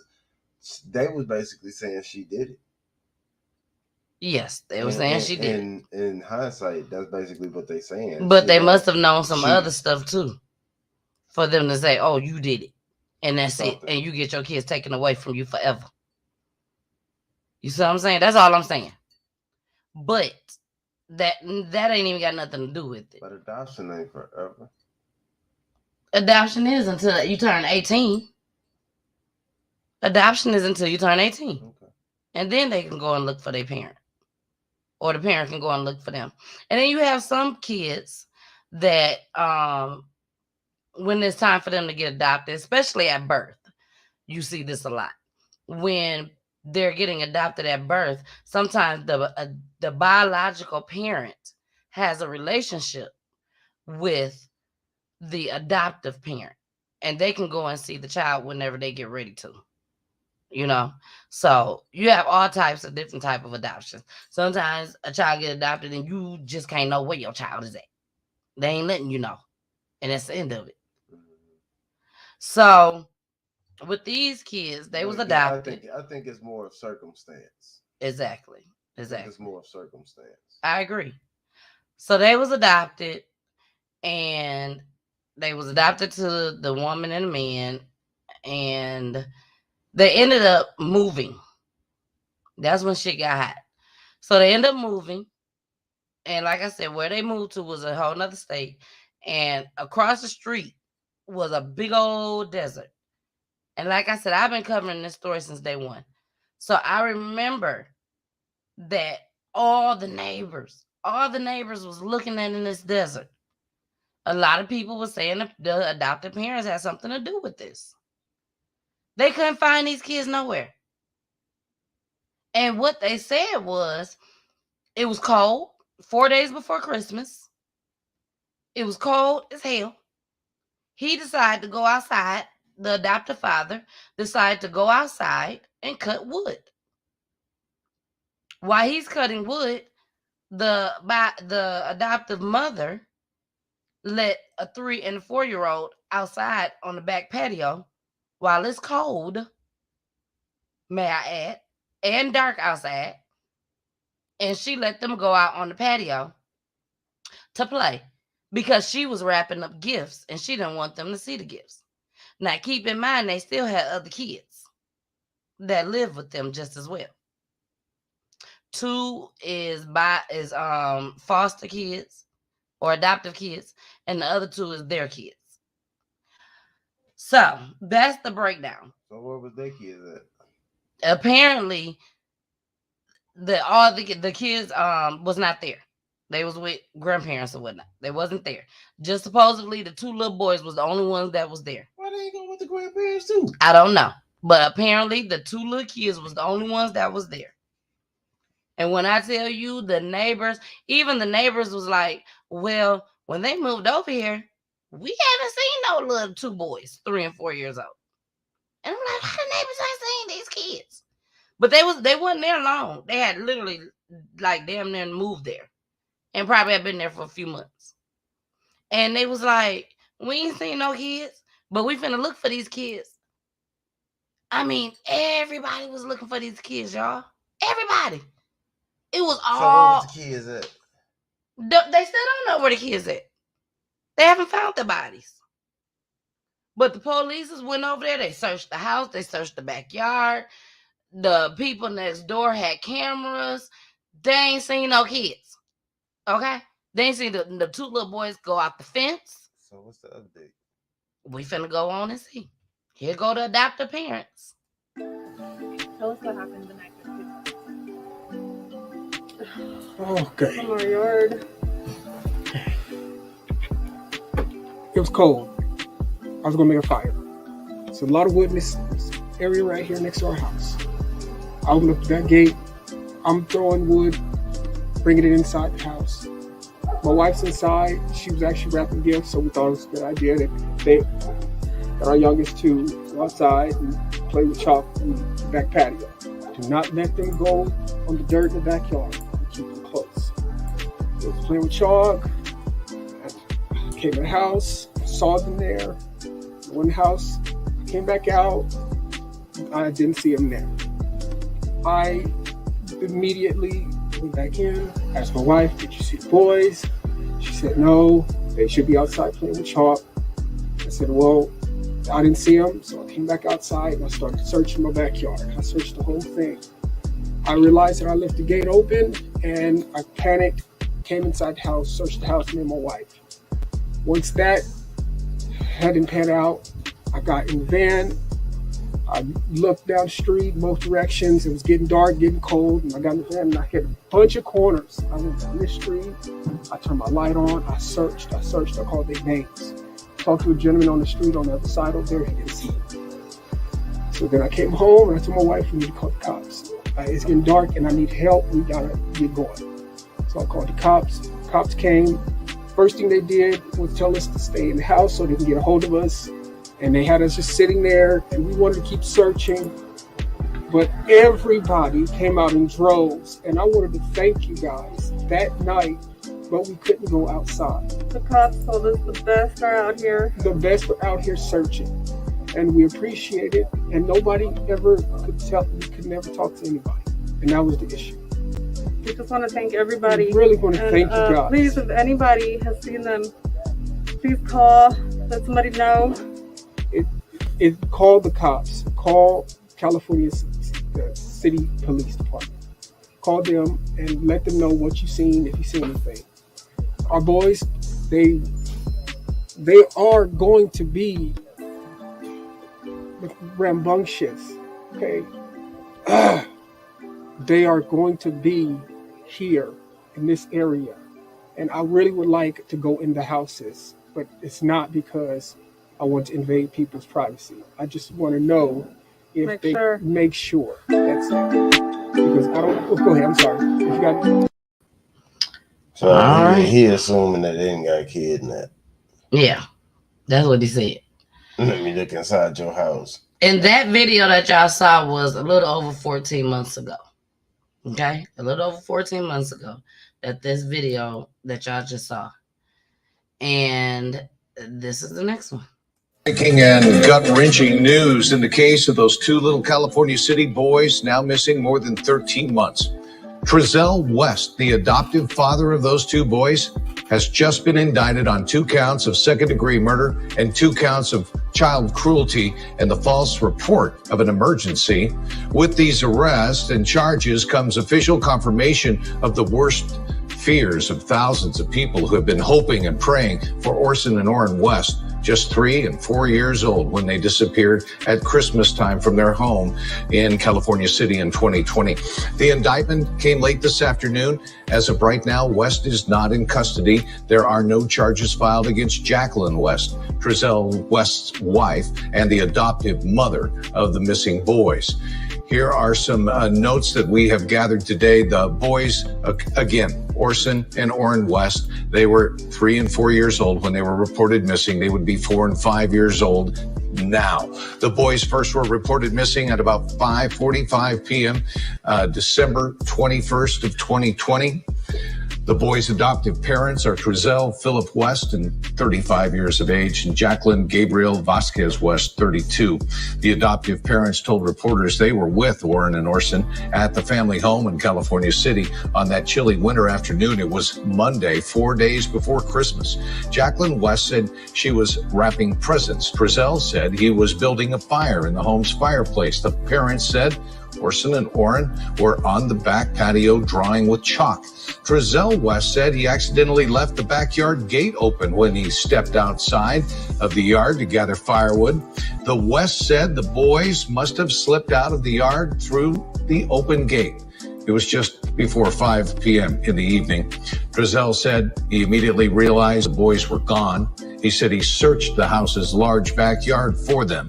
He said he and his wife searched the house and said he got in the family van and started searching the neighborhood, calling their names and asking neighbors if they had seen the boys. The darkness fell. Trezell told reporters he realized he needed help. The Wests called police within hours. Dozens of officers and volunteers were searching that neighborhood, scouring the desert, and repeating the question that has become a mantra in California City and far beyond.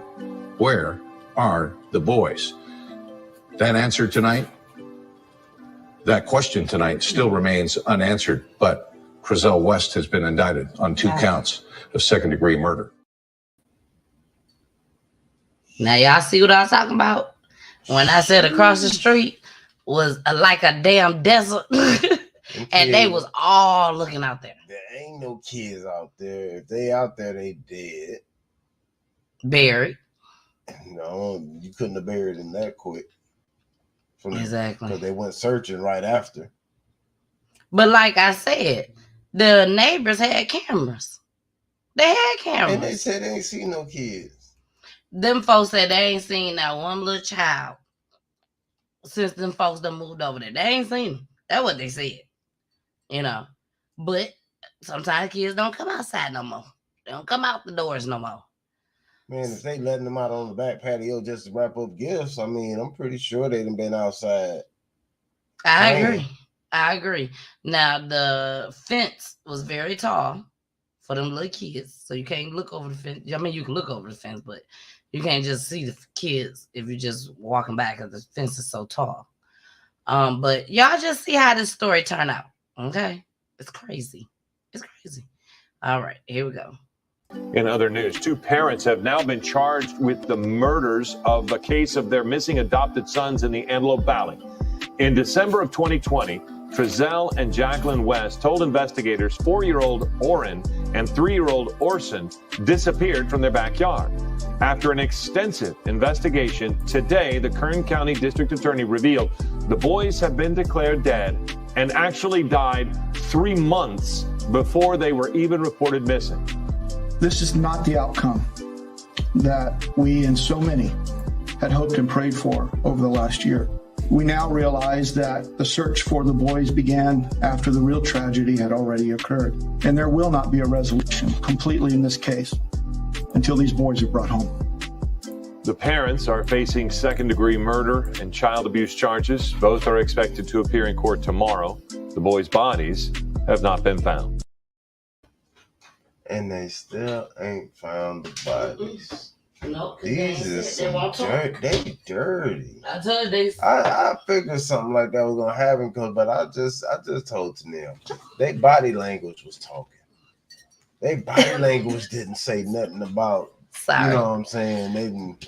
Oh, my head. Sorry, y'all. I had to do a refill. You didn't have to. Yeah, I didn't have to, but I did. Okay. Hey, y'all, I'm back. The missus with the kisses. But yeah, their body language was just saying something was wrong. Yeah. Period. Something was going on, and it was when Tanil said it was a desert in the backyard, and then it just showed that, I'm like, them kids ain't go out there. Exactly. They might have went behind that gate, saw that, and turned back around. Ain't nothing out there. And it was dark outside. I'm a kid. I'm looking for it was something to getting get dark. into. It was There's getting dark. nothing out there to get into. So I'm turning back around. No. So them kids was dead 3 months before. So how long before they moved out there? And how long they have been there? Around 3 months. Yep, around 3 months. They have been there around 3 months. And that's why them neighbors was like, no, we ain't seen no kids out here. What you talking about is some kids out here.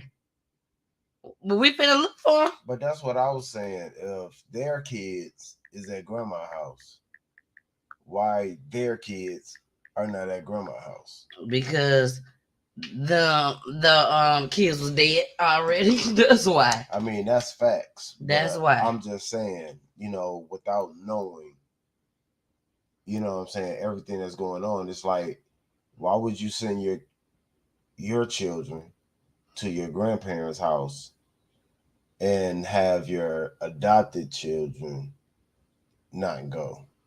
And the other adoptive kids. They had 4 other kids that was in the household. Oh, 4 other. Mm-hmm, 4 other.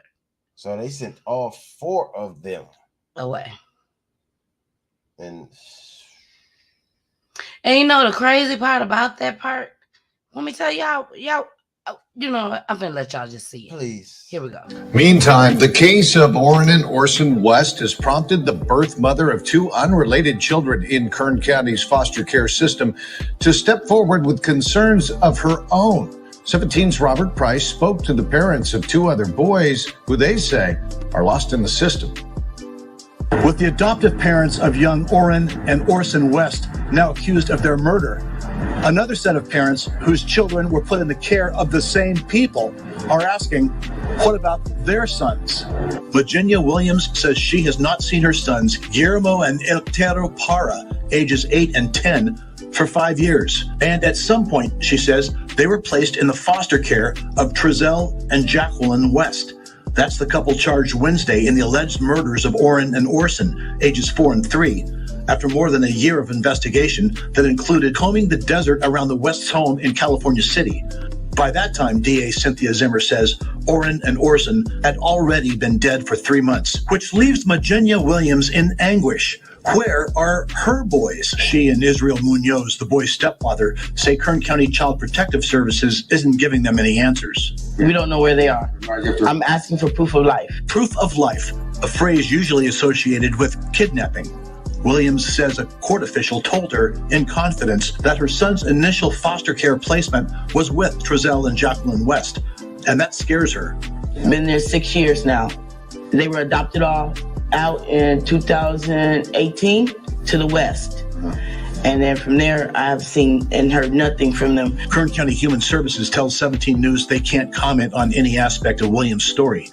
Munoz says the whole system is unfair. It's breathtaking, but that's how CPS does things.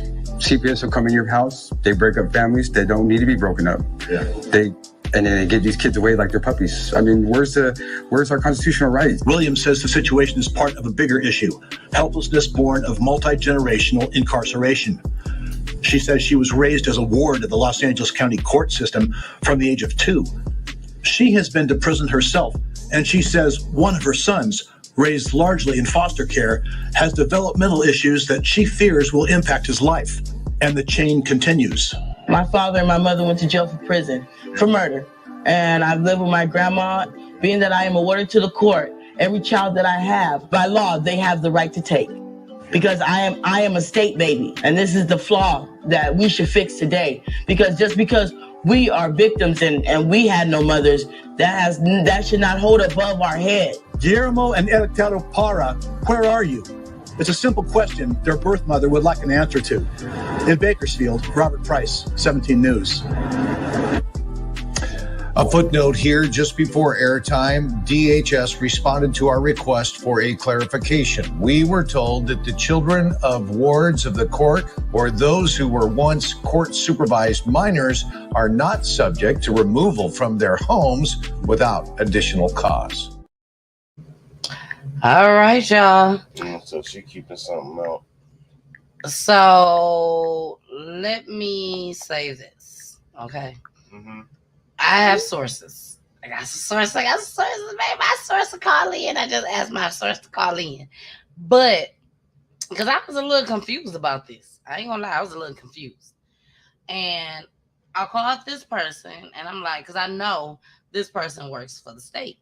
And it's been times where she had to go into people's homes and take their kids from them and take them to foster care or wherever they take them to. So I called her and I asked her, I said, listen, my cousin, I said, listen, Julie, I said, is it possible or is it true that if you are a ward of the state because your parents basically weren't able to take care of you? This woman's parents went to prison for murder. But you got some parents that just ain't able to take care of you. You know what I'm saying? And I said, is it true that kids can be taken from them at any given time?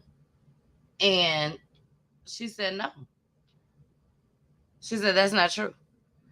She said, but if your kids has been taken from you before, and you don't have your kids, but you keep having multiple kids, we can come and take those kids. Each time you have a child, after your kids has been taken from you, and you insist on having more kids, but yeah, they can come and take those kids. That kind of sounds like what she was saying. But no, what she was saying was she is a ward of the state because at 2 years old, her parents went to prison. But that's what she said. So she's not capable of able to take care of her. Yes, that's what I'm saying. If her kids was taken from her already, yes. If she have multiple kids after that, they can come and take them. But if you're just a ward of the state and you just happen to have some kids and they can come take them from you, no. That's not true. Yeah. Okay? But so whichever way she meant, we just gave you a clarification of both. We just gave you a clarification of both. Now, back to the subject at hand for me, where I get upset at. And all I can do is be honest with y'all and tell y'all how I feel, regardless of the situation that I'm in, as far as I have a husband, I have him here in the household. He helps take care of my kids. If I need to run to the store, my kids can stay here at home.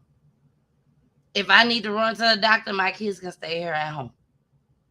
If, like, for example, I can't never take my kids to school because I have to be at work before they gotta go to school. They don't have a bus line for my kids. being that my husband is an entrepreneur, which is where I'm going to be. But being that he's just straight entrepreneur, he makes his own schedule. So he takes my kids to school every day since they've been in school. He takes them every single day.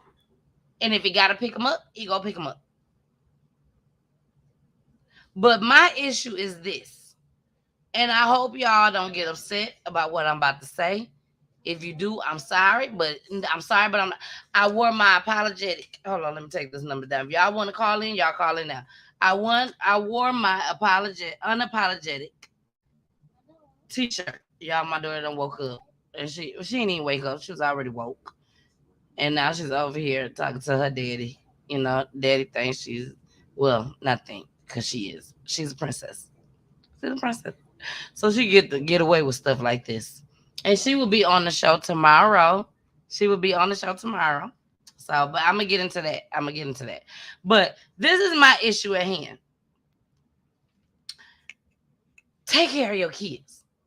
When you lay down and you decide that you finna do whatever it do to create a baby, just know it's a possibility you can get pregnant. Regardless if daddy decide he want to do whatever it is that he want to do and what he don't want to do. You as a mother, you do what you got to do to take care of your child, our child, or whatever. Do what you got to do. When you find out, the day that you find out, I'm pregnant, change your mentality of whatever. I don't care if you're 16, 17, 18, 19, 20, 15. It don't matter. Change your mentality. Get yourself together for the sake of your child. Don't let anybody watch your child. Don't do whatever it takes for your child to be taken from you to go live with somebody else that you don't even fucking know. Excuse my language. But you don't even know. Kids are being molested. They are being raped. They are getting beat. They are getting sex trafficking, all that. And if your child is not in your own personal care, please think that anything can be happening. I don't care where they are. I can care less. Because at the end of the day, they're yours. As a mother, they came out of you. And I'm just being honest. This is how I feel. Mm-hmm. Yes, my kids, we share. We both created them. But at the end of the day, my mentality is I got to take care of my kids. I got to take care of me and my kids. That's my mentality. Because they came out of me. They literally came from out of me. So to sit there and get on camera and I don't know where my kids at. I can't find that. If you was doing what you were supposed to do as a mother, you wouldn't have to sit there and worry about where your kids is at. They'll be in their beds, sleep. They'll be at school. They'll be at the park. You would know where your kids is at. Now, I understand things happen. I understand things happen out of our control. But when they take your kids from you, you got to do everything you got to do to get them back. You did something for them to take them from you. Mm-hmm. Something occurred, whether it was your fault or it wasn't your fault. If it wasn't your fault, you didn't let somebody around you that you shouldn't even be around. Whatever. But you still need to get your shit together so you can get your kids back because they're in strangers' hands. I'm not trying to, hurt nobody. I'm not trying to make people feel like I'm better than the next. Nothing like that at all. It's just common sense. Common sense. If I'm going to sit there and be pregnant for 9 months, I can't drink. I can't smoke. I got to sit here and go through damn near death. Damn near death. And you think I'm going to sit here and play? After they done got into this world and let somebody take them from me? Do you hear me? After I done came through to almost death having kids, every person on earth, no, the closest thing to death as for a woman is having a child. So for you to sit there, and now that you done had this child, and you be so reckless to let somebody come in, let these white folks come in and take them from you, regardless if it's a black woman that came through that door, it's somebody above her. And 9 times out of 10, it's the white people. And they come take this child from you to put them somewhere else that anybody can do anything to them because they're not protected by their mother and their father. And they call it the best interest for the child. That's what they say. Exactly. Exactly. It's sad because at the end of the day, it starts in the home. It starts with the parents. If mama don't want to do right, daddy, you take over. If daddy don't do right, mama, you take over. Because both of y'all created this seed. Both of y'all. It's sad. It's sad. It's sad. It's sad. That should not have happened to that 3-year-old or the 4-year-old. It should not have happened. They should have been with their parents, whether it's the mother or the father, in bed, sleep. 4 days away for Christmas. They supposed to be waiting to open up their Christmas gifts. Not somebody killing them. I'm sorry. Is there anything you want to say? Because this stuff like this really, really touches me. It really, really touches me. Because I don't understand. I don't get it. Even if I was raised by a single parent, which I was not, I still wouldn't get it. Because of the love that both of my parents gave me.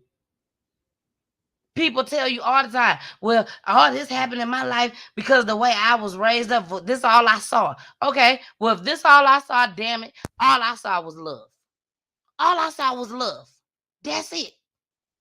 So if all I saw, the Mrs.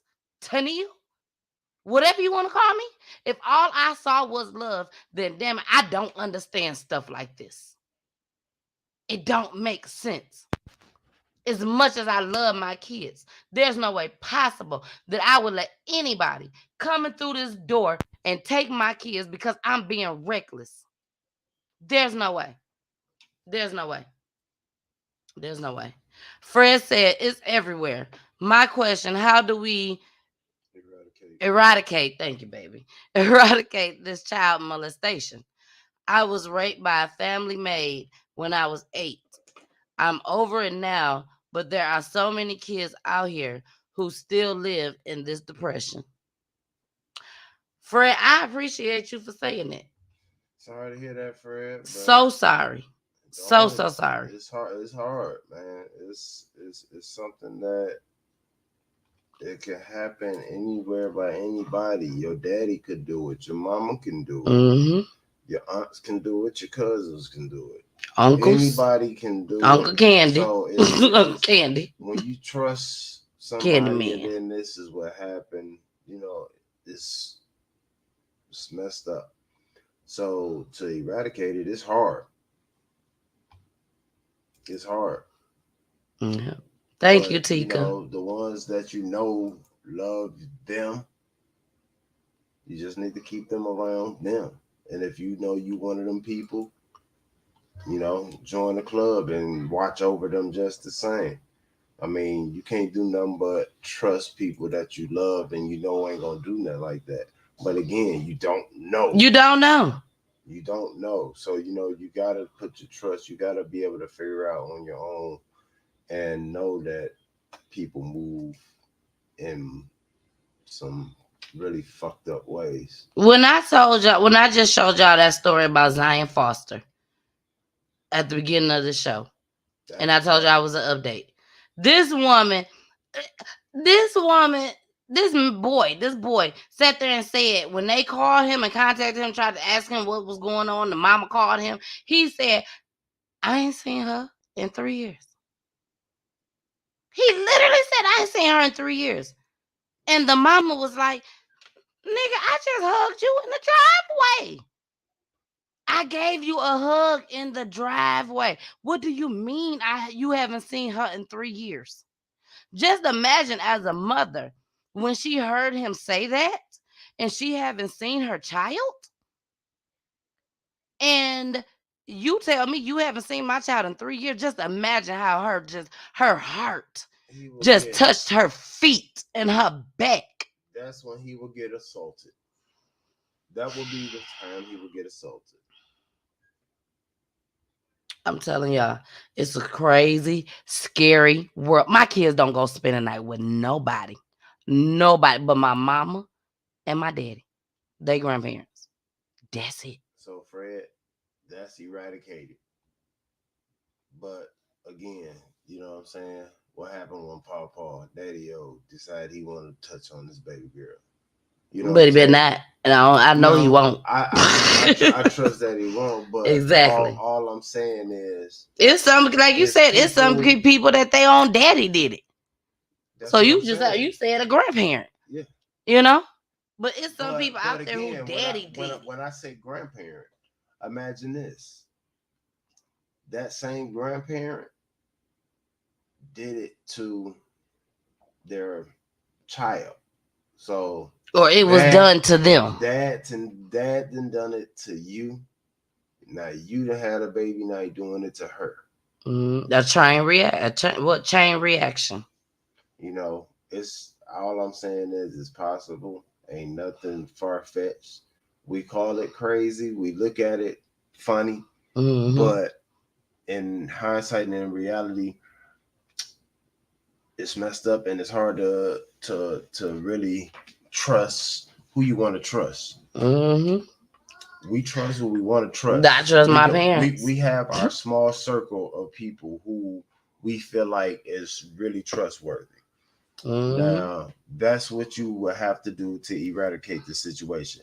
Like we just said, we made this small circle. So if anything goes awry, this small circle will be able to be caught real fast. Exactly. We know exactly where to pinpoint this. Exactly. So, and that's sort of a eradication of it, but it's not. And I'm very overprotective when it comes to my kids. It still happens.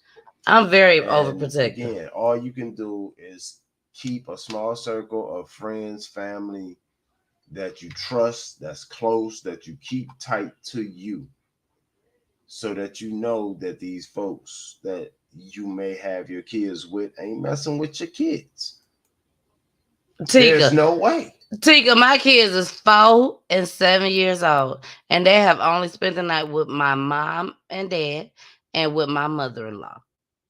And when they went and spent the night with my mother-in-law without me and Poolie being there, that was when they was about a year ago?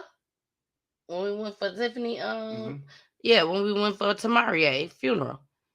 And you best believe I was on the phone. Hey, the kids all right? They by the pool. They don't know how to swim.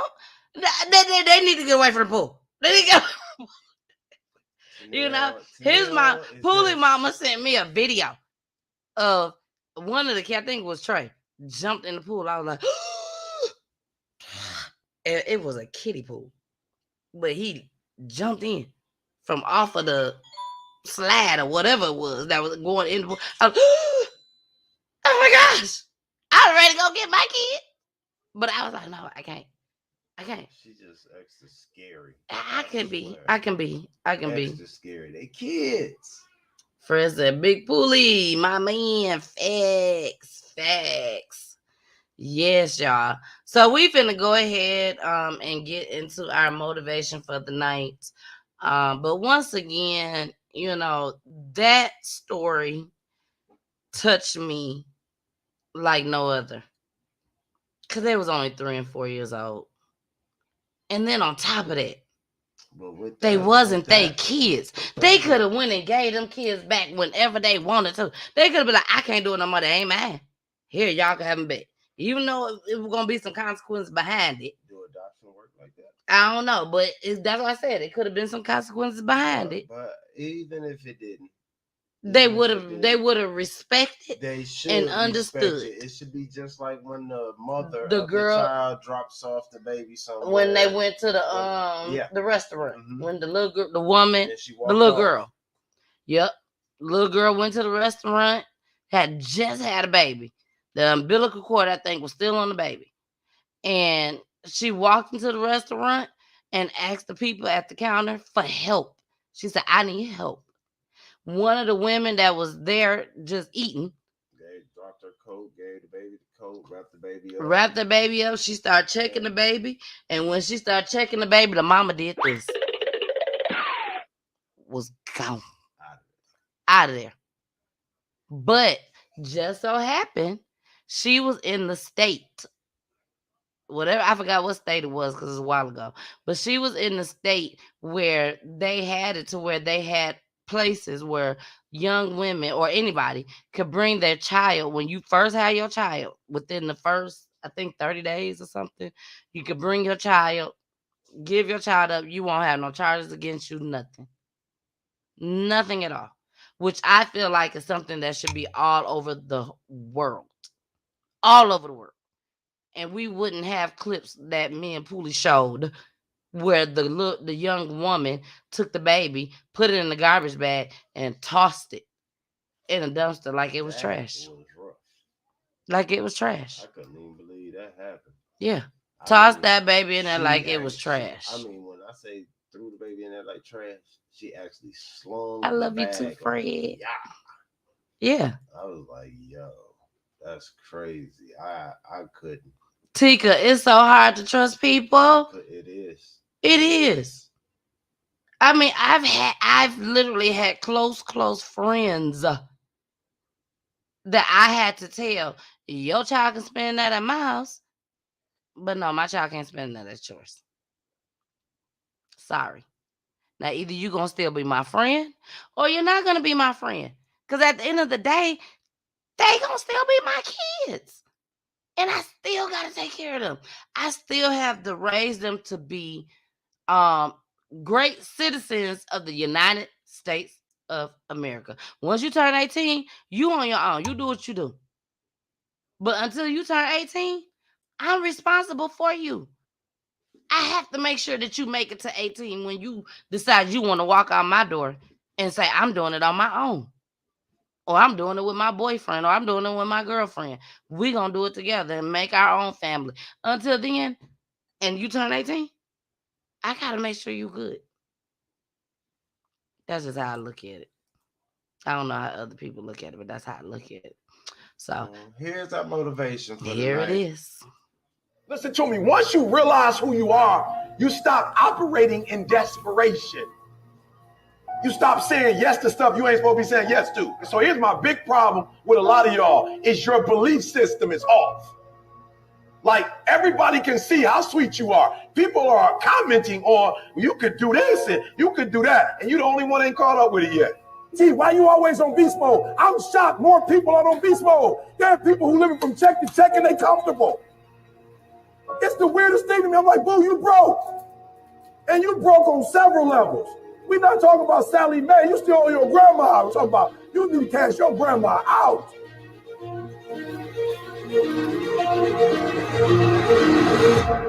Listen to me. Unless you number one in your industry, you shouldn't be chilling. And if you number one in your industry, you got enough common sense to know you better not be chilling. Every single day of my life, I feel like giving 120. Every single day. Somebody said yesterday, E.T., you gave 120. What you gonna do tomorrow? I said, I don't know. Give 140. I don't know, but I don't have days where I don't feel like it. Why? Because I'm counting on me. My wife's counting on me. My son's counting on me. I don't have days to waste. There's nothing wrong with the opportunity. You're not giving 120. You're giving 70. You're giving 60. You're giving 50. And you want what these people who've given sweat, who's given blood, who's given tears, you want what they paid for, and it ain't free. You don't belong at the bottom, and it's time for you to get your butt from down there. It's time for you to stop being comfortable at the bottom. Get your butt up and get to where you're supposed to be. The Bible says he was in a pig pen, and he came to himself, and he went home. Get your butt up. You are a royal priesthood. Get where you belong. Do what you're supposed to do. Live like you're supposed to live. You got all the stuff. You got it all. But you will not outwork me because your height has nothing to do with my work ethic. Your face has nothing to do with my work ethic. Your two-parent background has nothing to do with my work ethic. You will not outwork me. On your jet, you will not outwork me. In your Bentley, you will not outwork me. You will not outwork me. Get out. Act like you playing basketball. Act like you playing football. Compete. That's what bothers me. Many of y'all are not competing. I need effort. Compete. Go to class. I just left the school telling these kids, act like you play football. Go in that doggone classroom. Compete. Many of you have lost your competitive edge. Get your competitive edge back. I'm not against no other motivational speaker. I'm just competitive. Some of you are not successful because every single time you run up against a trial, every time you run up against a tribulation, you stop and you cut off beast mode. And what I'm here to tell you is, if you tell that thing, I'm here just like you here, and I promise you, I ain't leaving without the degree. I ain't leaving. I will not leave without that goal. I will not leave without that dream. I will not leave this opportunity. Facts. I love VT. Facts. Eric Thomas. You will not outwork me in your Bentley. You will not outwork me. You won't. You won't. You gotta do all you can, y'all. You gotta do all you can. Yes, Fred said never give up. That's basically what it all boils down to. Never give up. Do all you can. No matter how many doors close in your face, no matter how many people say no, a door is going to open and somebody will say yes. You just got to keep going, keep going, keep going, keep going. It's like that running back trying to get into that end zone. Got to keep them feet churning. Don't matter who on your back. Don't matter who in front of you. You got to keep them feet moving. Yeah, they pushing you backwards. But if you stop moving, you going with them. Yeah. You got to keep pushing. Exactly. And watch who you got around you, who's in your company, the energy that's around you. Make sure you always around positive people and you got good energy people around you. When you start feeling that it's bad energy, get out of there. Oh, not that one. Go as fast as you can. Go as fast as you can. You ain't got to say nothing. You ain't got to act the fool. You ain't got to do none of that. Just go. Just go. That's it. So, y'all, we got to get out of here. I do apologize for holding y'all so long. So long. Yes, I'm sorry. But it was just some things that we had to say. There was some things that had to be said tonight. Sorry, but not sorry. Unapologetic t-shirts are for sale. Okay. And check out this pop-up shop, y'all. Don't forget. Where is it? Did I get? No, I ain't do it. Oh, not only that, no, I ain't got it up here. But look on my page, y'all. Yeah, look on my page, you'll see the pop-up shop. But don't forget, tomorrow, my sugar mama, my little sugar peach, Kirsten, is a guest on the show, along with Malia Davis. I went to school with her father. Malia stays in California, baby.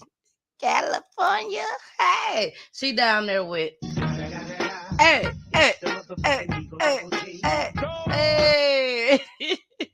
So she will be on the show tomorrow. It will be a virtual show at his 92.3. Peachy Kitty Hits with the missus, and also starring Kirsten, my guest, my baby, and also with Malia Davis. I'm so excited for this show tomorrow, and I hope it brings on many more of little children coming on my show. Okay? So they get their little shine too. So here we go. We're going to let her get her little shine right now. We love y'all. Y'all already know where to follow me. Everywhere. All platforms. Peachy tea time. And time is spelled with the Y. Here we go. Mwah. The missus with the kisses. Peachy time. Peachy time. Peachy time. Peachy time. Peachy time.